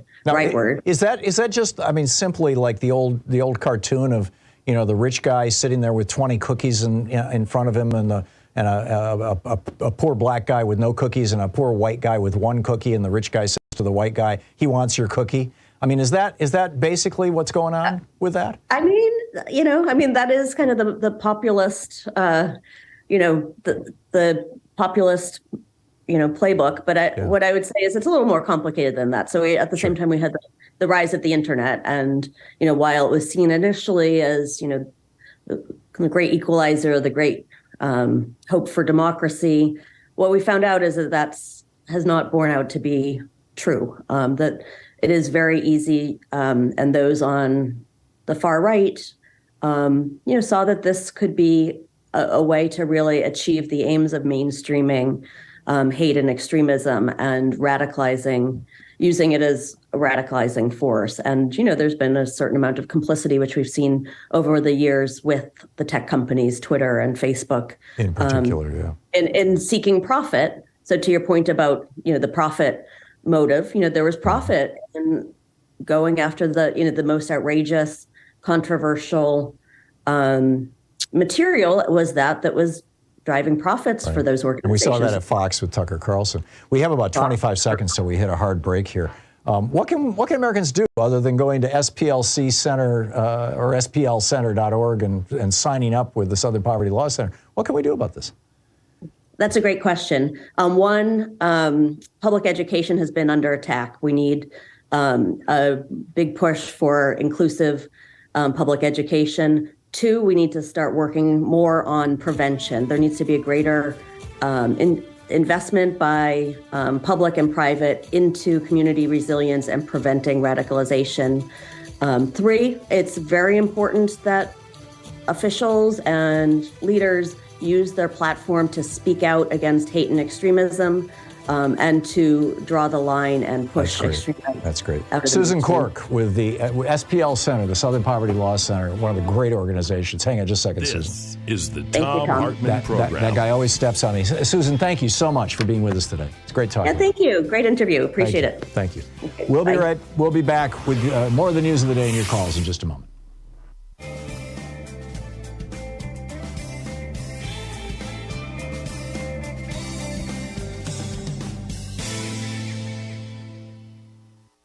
Okay, welcome back. Let's pick up some phone calls here. Tom in Huntington Beach, California. Hey, Tom, what's on your mind today? Hey, first I wanted to thank you for inoculating the masses with the vaccine of truth and knowledge. You're welcome. I like the metaphor. And, thank you, Tom. Yeah. I really wanted to comment on your disclosure about Harlan Crow. And I was wondering, because these things are public knowledge, and those three people on the Judiciary committee that received money from him. Right. Yeah. Blackburn and who were the other two? The old guy from Iowa. Today's my day to have brain farts. I'm sorry. I'd have to pull the article out. But yeah, Chuck Grassley. Yeah. But I wanted to know, because of that public connection that's already a fact, could that be used to show a massive conflict of interest and at least get those three recluse from the Harlan Crow interrogation interview and let three other Republican hitmen who don't know what they're doing get in there? First of all, I don't think that if you had a recusal in a Senate committee that there would be a replacement. The committee's pretty much. Yeah, I agree. I doubt that, Grassley and Blackburn and whoever the third person was, but in particular, you look at the things that Blackburn has been saying recently, Marsha Blackburn, just blatantly, neo-fascist, racist stuff, the stuff that, these guys have no shame. I don't think that they will recuse themselves. I do expect the Democrats to point out the fact that they're on the take from Harlan Crow. That's good. Did you know that the Southern Poverty Law Center just yesterday declared Moms for Liberty an extremist group? Yeah, that was one of the things that I was going to mention to Susan, and I never got around to it. I had a long list of questions for her. I thought that was great because, Moms for Liberty has been basically the leading group that has been promoting book bans, and which is just basically hating on gay people and black people by and large, other people of color as well. Yeah, and some of them don't even read the book. Yeah, and most of them, I think. Yep, great point. Thank you very much. I appreciate the call, Tom. Arthur in Seattle. Hey, Arthur, what's up? You want to talk about fusion? Yeah, I do. You know how wonky that makes you if you understand fusion reactions. Yes. You're not going to get any friends in a bar, I can tell you that. Anyway, so fusion requires temperatures which disassociates the neutron, or not the neutron, the nucleus of the atom from the electrons. Yeah. Can't hold on to electrons. Right. So you need magnetic fields. There is stuff, laser pulsars on deuterium. You know what deuterium is, right? Yes. Yes. It's an extra neutron, and they have produced net gains in energy. Mm-hmm. And I'm optimistic that they will pull this off. I am too. I think it's going to probably be another couple of years, but they actually had the net gain from fusion for the first time in history just last year. Yeah, I know. It's a big deal. But the petroleum companies are going to probably work their weasel into that. Yeah, probably. Maybe they'll I can just tell you, talking about fusion reaction gives me no friends in a bar. Yeah, I totally understand, Arthur. I've been one of those geeky people all my life. Thank you for the call. We'll be back. It's 22 minutes past the hour.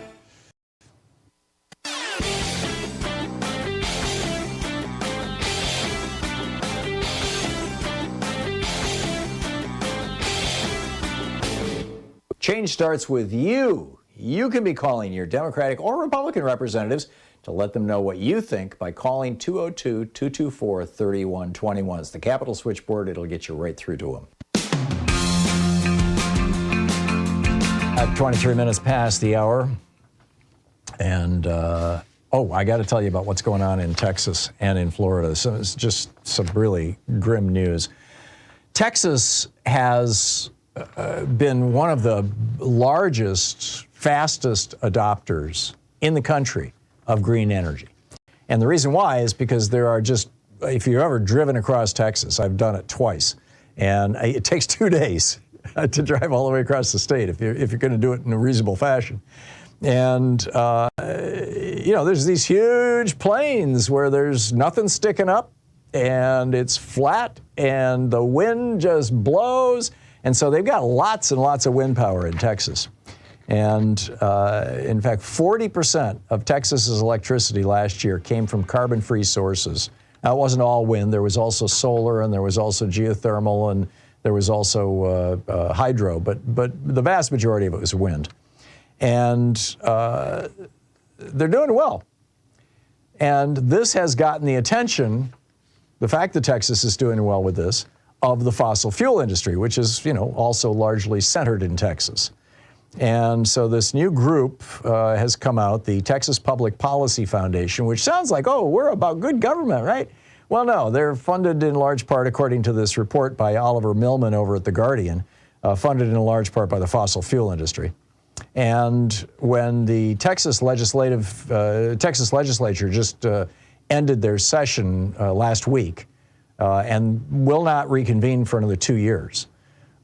They passed a law adding costs to renewable energy. So if you have like a windmill or if you have solar panels and you want to feed back into the grid, things like that, now you're going to have to pay your utility or pay a tax on this stuff. I don't have the details of it, but the article, the must-pass bill was amended to impose new costs upon renewable energy.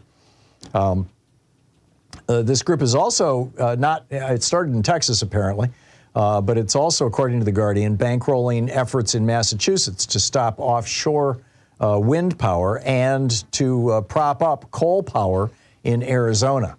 But the offshore wind power in Massachusetts is particularly bizarre. They are claiming that the wind turbines are killing whales, which is absolutely not true. There's no evidence of this whatsoever. The National Oceanic and Atmospheric Administration, NOAA, has said that there is literally no evidence that offshore wind kills whales. Yet, Tucker Carlson is referring to this as the Great Biden Whale Extinction. And Republicans are all yelling about, they're killing the whales. And, there's people, good-hearted people. They've started this group. It's called Nantucket Residents Against Turbines. And they filed a lawsuit to stop the wind power because, and these offshore wind stations are going to produce enough electricity in Massachusetts to power 400,000 homes.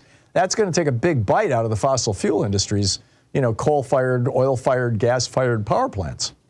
And so, they're doing this stuff, and the group has received donations from fossil fuel companies, including ExxonMobil, ConocoPhillips, and Chevron. It is a nonprofit, so you and I are subsidizing it with our tax dollars. Isn't that great? Incredible. Incredible. Meanwhile, a Florida judge has called out the anti-trans folks in a just breathtaking opinion in a lawsuit down there. I want to share that with you, and then I will pick up your phone calls on the other side of this break. Stay tuned.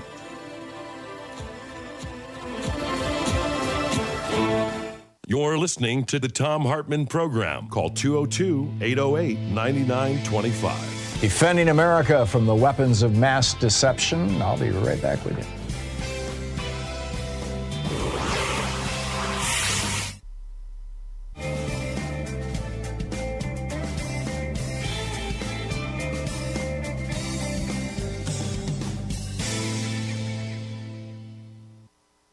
In the Thom Hartmann Book Club is Ezra Klein's new book, Why We're Polarized.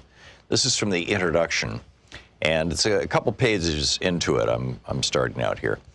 I have found that American politics is best understood by braiding two forms of knowledge that are often left separate: the direct on-the-ground insights shared by politicians, activists, government officials, and other subjects of my reporting, and the more systemic analyses conducted by political scientists, sociologists, historians, and others with the time, methods, and expertise to study American politics at scale. On their own, political actors often ignore the incentives shaping their decisions, and academic researchers miss the human motivations that drive political decision-making. Together, however, they shine bright light on how and why American politics works the way it does. There's much awry in American politics, and I won't in this book attempt to catalog all of it. But I've come to believe the master story, the one that drives almost all divides and most fundamentally shapes the behavior of participants, is the logic of polarization. That logic, put simply, is this: to appeal to a more polarized public, political institutions and political actors behave in more polarized ways. As political institutions and actors become more polarized, they further polarize the public. This sets off a feedback cycle. To appeal to a yet more polarized public, institutions must polarize further. When faced with yet more polarized institutions, the public polarizes further, and so on. Understanding that we exist in relationship with our political institutions, that they are changed by us and we are changed by them, is the key to this story.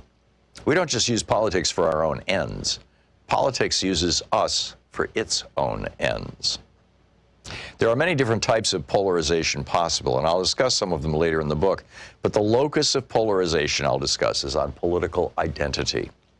And that requires saying a few words about a term that should be very useful in American politics, but that has become almost useless: identity politics. A core argument of this book is that everyone engaged in American politics is engaged in identity politics. This is not an insult, and it's not controversial. We form and fold identities constantly, naturally. Identity is present in politics in the way gravity, evolution, or cognition is present in politics. That is to say, it is omnipresent in politics because it is omnipresent in us. There is no way to read the literature on how humans form and protect their personal and group identities, literature I will survey in this book, and believe that any of us is immune. It runs so deep in our psyches, so activated so easily by even weak cues and distant threats, that it is impossible to speak seriously about how we engage with one another without discussing how our identities shape that engagement. Unfortunately, the term identity politics has been weaponized.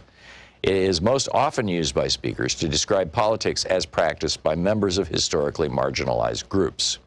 If you're black and you're worried about police brutality, that's identity politics. If you're a woman and you're worried about the male-female pay gap, that's identity politics. But if you're a rural gun owner decrying universal background checks as tyranny, or a billionaire CEO complaining that high tax rates demonize success, or a Christian insisting on nativity scenes in public squares, well, that's just good old-fashioned politics. With a quick sleight of hand, identity becomes something that only marginalized groups have. The term identity politics in this usage obscures rather than illuminates. It's used to diminish and discredit the concerns of weaker groups by making them look self-interested, special pleading in order to clear the agenda for the concerns of stronger groups, which are framed as more rational, proper topics for normal political debate. But in wielding identity as a blade, we have lost it as a lens, blinding ourselves in a bid for political advantage. We're left searching in vain for what we refuse to allow ourselves to see. All politics is influenced by identity. Those identities are most powerful when they are so pervasive as to be either invisible or uncontroversial. American is an identity. So too is Christian. When politicians, including the irreligious, end speeches with "God bless America," it's not because they're making an appeal to a higher power, but because they're making an appeal to our bedrock identities.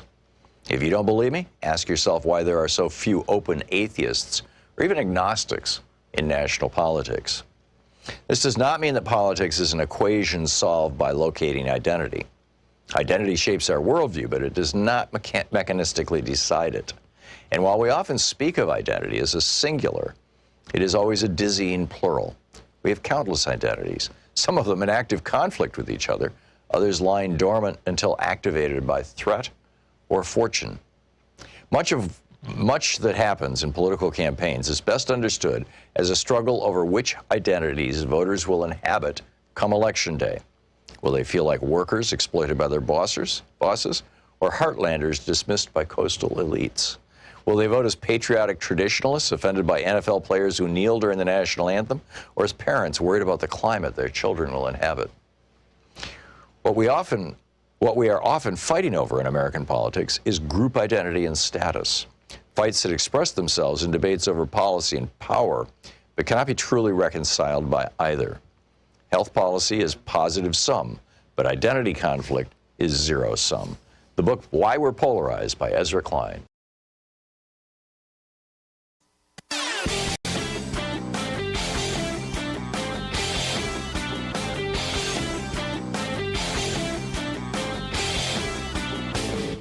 From international trade policy to immigration policy to housing, we've got all kinds of topics.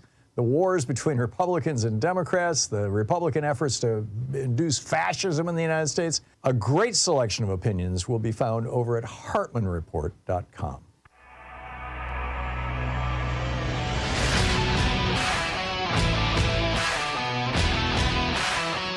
Welcome back. Picking up your phone calls here. Jay in Fort Collins, Colorado. Hey, Jay, what's on your mind today? Hi, Tom. It's always nice to talk to you. I was kind of getting all interested in all this fusion fission stuff, but also about something else that I wanted to kind of reiterate on. But I don't know if you've heard about Bill Gates and Warren Buffett got together and they're going to build some kind of it's supposedly it's a nuclear plant, but it's not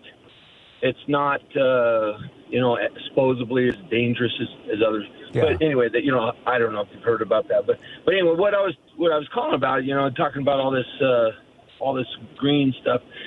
I heard one time you were talking about this huge solar grid thing that they're doing down in Australia and Afghanistan, and I don't know where. I couldn't remember all the countries. And could you maybe go over that again? I can't remember. I'll take offline. I'm sorry, Jay. I don't recall what you're talking about. I mean, there are some major solar installations that have been built in Australia, and I know in Afghanistan and Iraq there have been some solar installations built, by the U.S. military for power in places where there weren't power. But I'm sorry. I think you're referring. I thought it. So maybe that's why I can't find anything on it, because I must have misunderstood you, because I thought you was talking about how they were trying to they're building an alliance so that all their power grids were running in line so that when the sun came up in Australia, they would start generating electricity through their solar, and then as the day went on, it would go through all these other countries, and the solar energy would be shared amongst all those countries. I remember that story. There was an attempt to kind of interlink power grids around the world, and in places like the United States and stuff. That was conceptual, as I recall, rather than actual implementation. Okay. I thought it was. Yeah, like I said, I don't have the opportunity to catch you all the time, and sometimes and that's why. Yeah, I couldn't find it on your rant. That was a story from some. I get your rants all the time. Great. Okay. So Jay, I apologize. No, it's all good. Jay, go ahead. Bye. Thank you very much. Peter in Cincinnati. Hey, Peter, what's on your mind today? Oh, Tom, thank you for taking my call. My goodness, I love your show and everything you're doing, but I'm enlisting in this war on disinformation. So I'm your new recruit. Thank you. But I wanted to talk about the EV disinformation, and as another topic, the Trump saga and how it ends and why it matters. But the first thing is that, particularly respond to the caller yesterday who talked about China and that they're still burning coal. Yes, but guess where the most efficient and technologically advanced batteries are being manufactured? Oh, in China. China is also building solar facilities and wind facilities at a faster rate than any other country in the world. Correct. And they just had a 70% increase in the sales of EVs. Yep. And the government in the last couple of years has said that they will ban internal combustion engines. They just haven't given a date for it yet. That's correct. And you know, in that they're following, I mean, Norway has banned them as of 2030, I think, maybe 35. Maybe even earlier than that. There's a number of countries that are doing that, and there's some states that are doing that here in the United States. So, yeah.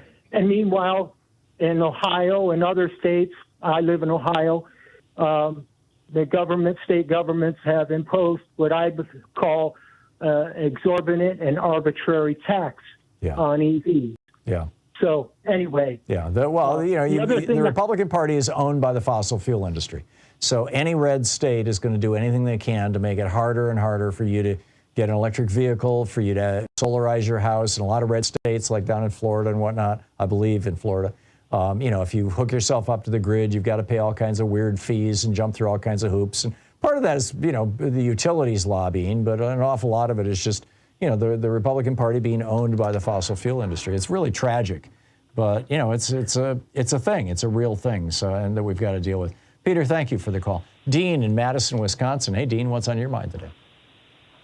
Oh, you were talking about. I guess I want to take you back to your youth. Do you remember the show, The Beverly Hillbillies? I do. I quoted Jed Clampett at the opening of the show today. I said, "Wee doggies." Yep. Remember Granny in the back making her lie soap? Yeah, I never figured out if that show was making fun of hillbillies or if that show was making fun of people who live in Beverly Hills. I think it was the Beverly Hills people. Yeah, I think so too. my thought. But anyway, lye is made. They made soap back then. Lye is made from hardwood ashes mixed with water. So basically, I thought they added fat to it. I thought fat was part of lye also, or is that just added? Oh, that's the catalyst to make it into a bar. I see. Okay. You know, so your air conditioner, when all that smoke and from the hardwood is making that water, is making lye, and that's why your pipe and everything is. Oh, and so that's why it corroded the pipes, because it literally is lye. Ah, that makes perfect sense. Yeah. So I just figured I'd throw that at you. Wow, our science for the day. Well, thank you for that, Dean. Appreciate it. All right. Okay, have a great one. Take care. Thank you. Yeah, David in San Francisco. Hey, David, what's on your mind today? Oh, thanks, Tom. You know, I was interested in the ACLU call that you were doing, and you mean the Southern Poverty Law Center? Poverty. Yeah, she was talking about the rise of hatred and whatnot, and I was just going to do an analogy to the old Hitler technique. You remember pre-World War II, there was the crash of the economy in Germany. They had what was called hyperinflation. Right.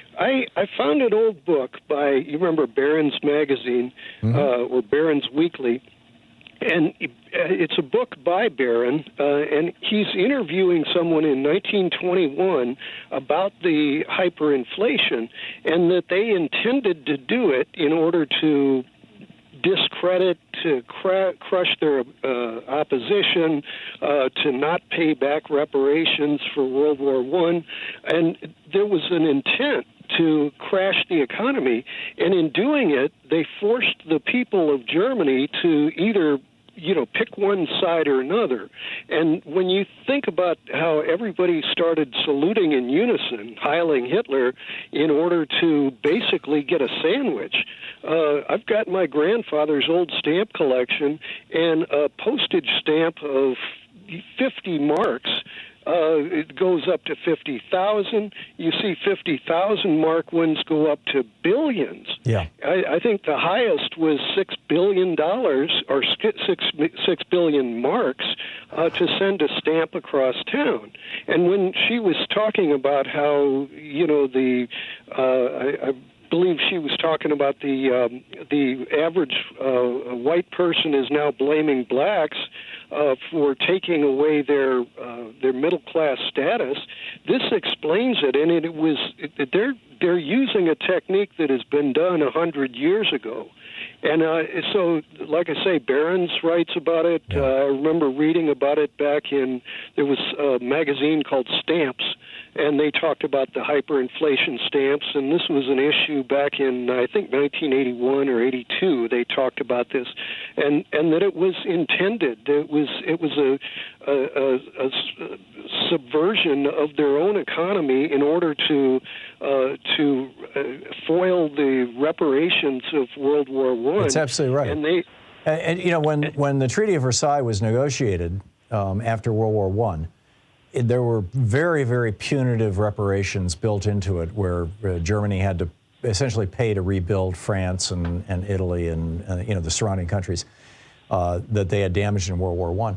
And John Maynard Keynes came out, and he actually wrote a paper about this at some length, and he predicted that if that very high, punitive, rapid payment of reparations, which was mandated by the Treaty of Versailles, made its way to the final draft of the Treaty of Versailles, that you would see a second world war within 2 decades, that it would lead to very, very bad consequences. And he was absolutely right. And the mistake that they made in the Treaty of Versailles was that they specified the amount that had to be repaid, and they specified it in Deutschmarks rather than specifying it in British currency or French currency.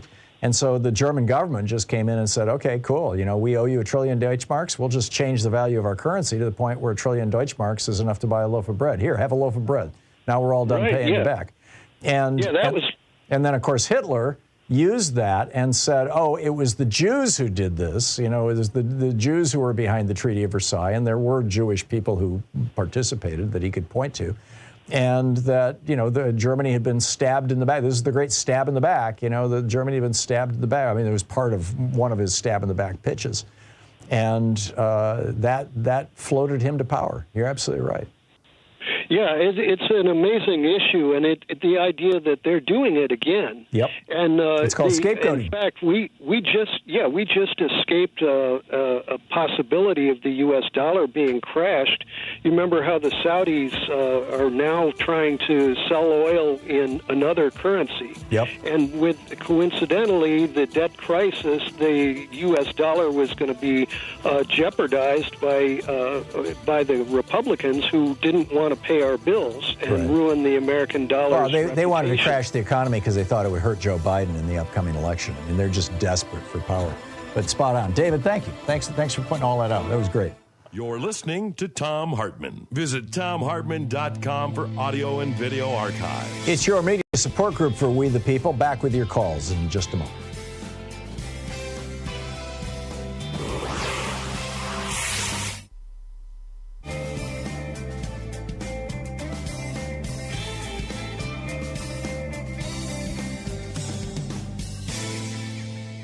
And welcome back. Bobby in La Puente, California. Hey, Bobby, what's on your mind today?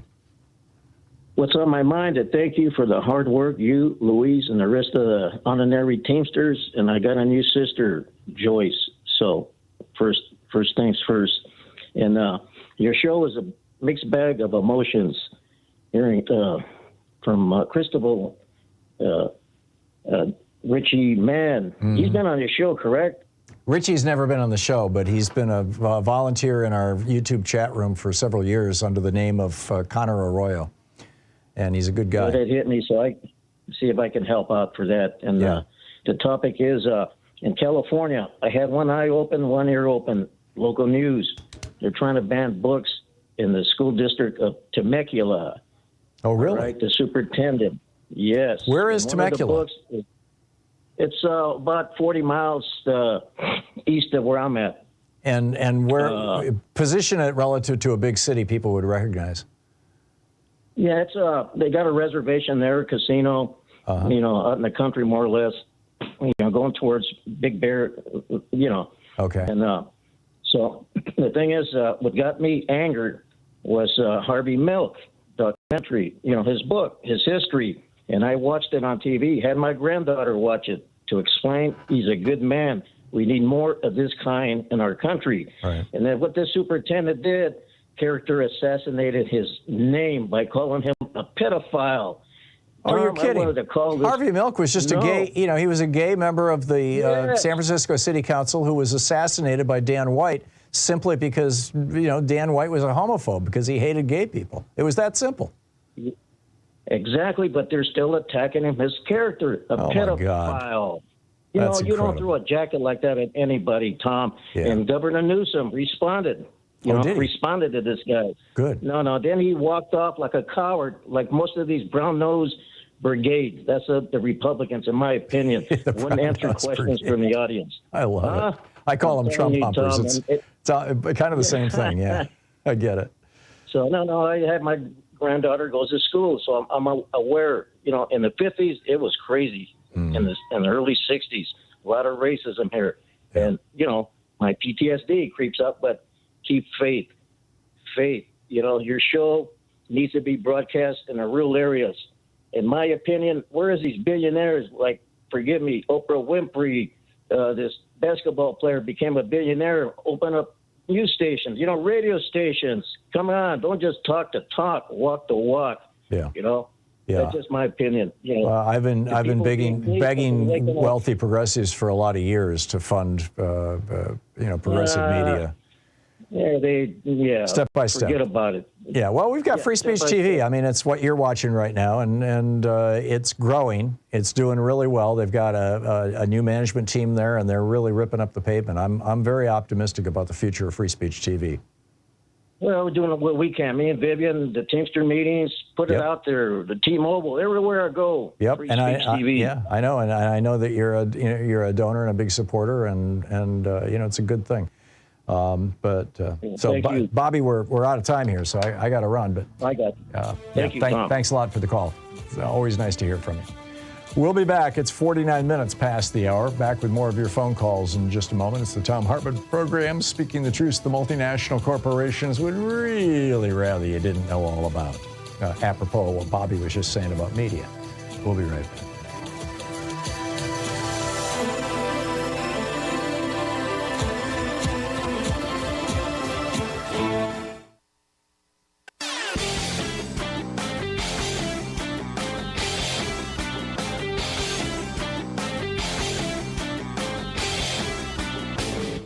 Help support progressive radio. If you're listening to us on a commercial station, call their advertisers and let them know you're listening. If you're listening to us on Pacifica, or one of our many nonprofit stations, please support them when they do their fundraising drives. Thanks for supporting progressive talk radio, and tag you're it. Are you feeling exhausted by Donald Trump? So many Americans are. And not Donald Trump, not just Donald Trump. The entire GOP. We've got this war on trans people. We've got a war on queer people. We've got a war on people of color. A war on voting, young people concerned about climate change, and Republicans not only refusing to do anything about it, but like Marjorie Taylor Greene out there talking about how, oh, well, it's just normal variation, it's nothing to worry about. Just keep on shoveling that coal. People cutting pills in half because they can't afford their medicine. Parents who don't have enough money to properly dress their kids for school, even though they're working full-time. Seniors fearing that the Republican Party is going to finally succeed in killing off Social Security and Medicare. They're trying it again. It's this whole, yes, we'll raise the debt ceiling as part of cut Social Security. It's nuts. I got a whole op-ed about it over at HartmanReport.com. Check it out.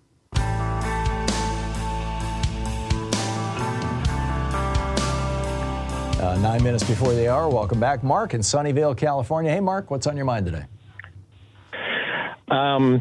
I want to disagree and get front of the line. I have a rebirth for I have a rebirth for now. A rebirth for, I want to get, a rebirth for. Mark, I'm sorry, you're not making any sense. Tony in Chicago. Hey, Tony, what's on your mind today?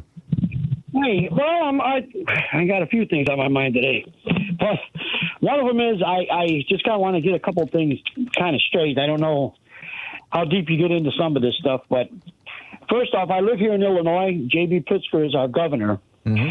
And we have no problems here in this state with EVs. Except our Democratic governor charges you $400 for your sticker, your license plate sticker. Everybody else pays a lot less. Now, is that because the road repairs are funded by the gasoline tax, and so they're trying to make up for the lost gasoline tax revenue?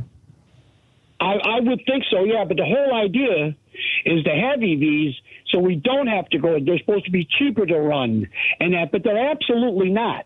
A gas-powered car, by the way, I'm a 45-year journeyman mechanic, and I assure you one thing. EVs will never power this whole country, nor the world. Nor will solar do that, too. But the thing about EVs that just agitates me is they act like they are the answer. I don't have a problem with them. But maybe 50%, 40% was more like it, you know? And that, but a gasoline-powered car, a little Honda Civic, you take care of it, it will last 300,000 miles in damn near 20 years. Yeah. An electric vehicle will never, ever, ever do that. 80,000 miles, battery change, $10,000. I could put 3 engines in for $10,000 if I had to. But I'm just sick and tired of listening to all of this. And when you don't know, because you're not in that position and you don't deal with this every day, you know, it's ridiculous. But I can tell you this. I have an auto mechanic shop and I've been here for 35 years. And I do know customers that have went out and bought EVs, and they basically tell me right out, I say, hey, what happened to your EV? You only bought it a year ago. They said, well, we got tired of looking for charging stations. My wife is always, you know, well, let's not go there because we don't have enough charge in the car. Well, Tony, you know, I'm sorry to hear that it's, you know, negatively impacting your auto repair business. But, you know, with my EV, I don't need spark plug changes. I don't need to have oil changes. I basically don't need a mechanic. I mean, the only moving part is are the motors, and they're warranted for 100,000 miles. And yeah, if you have to replace the battery now, my understanding is that, you know, I can probably get 100,000 miles out of the battery, and then it's only running at 80% rather than having to be fully replaced. But you know, I get it. You've got an economic concern here, and you know, I respect that. I'm not going to argue with you about it, but I'll stay with the electric vehicles. James in Lakewood, Washington. Hey, James, what's on your mind today? Hey, Tom. Boy, you having an interesting morning. I guess sounds like a lot of buggy whip salesmen calling in. There you go. Well, you know, people. You know, he's if Tony can't figure out a way to, and there's not a lot of service needs for electric vehicles. If he can't figure out a way to deal with this, he's going to be in trouble. And I understand that. You know, the buggy whip people had a rough time in 1905. I also understand the problem with the economics of it, because he's looking for a different job now, along with a whole bunch of other people. Yeah. But I wanted to remind you of T. Boone Pickens. Remember him? I do. Okay. We had his wife on this program twice. She's a big advocate of saving the wild horses. Yes, yes. And they leased the ground over the top of the aquifer in Texas so that he could buy windmills from China and to power the electrical grid. Oh, interesting. I didn't know that. Yeah. Actually, now that you mentioned it, sounds familiar. But yeah. Yeah, and all those windmills that he put up down there are from China. So, yeah, and we need to be making those things here in the United States. Pardon? We need to be making windmills here in the United States. I mean, this is a big challenge. James, I'm sorry, we're out of time. It's the end of the show here today. Tomorrow, Anything Goes Friday. Do we have a guest, Sean? Oh, Congressman Ro Khanna will be with us in the first hour of the day tomorrow, too. So, you know, give him a call, and then it'll be Anything Goes Friday. So we'll continue to pick up your calls then. Thanks so much for being with us today. We'll be back tomorrow, as I just mentioned. And in the meantime, don't forget, democracy is not a spectator sport. It does require all of us, that includes you, to get involved. And there are so many ways to get involved. For example, our guest today, splcenter.org. Check it out. So get out there, get active, tag You're It. We'll see you tomorrow. Have a great afternoon. You've been listening to Thom Hartmann. For audio and video archives, visit thomhartmann.com.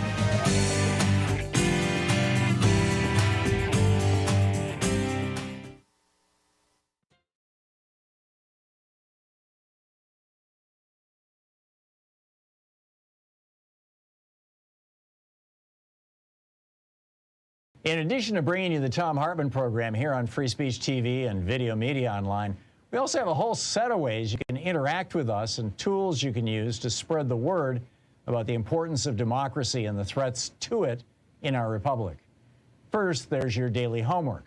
Sue Nethercutt puts together a daily email newsletter that has a link to every story I discuss on the air, so you can find my sources and you can share them with your friends.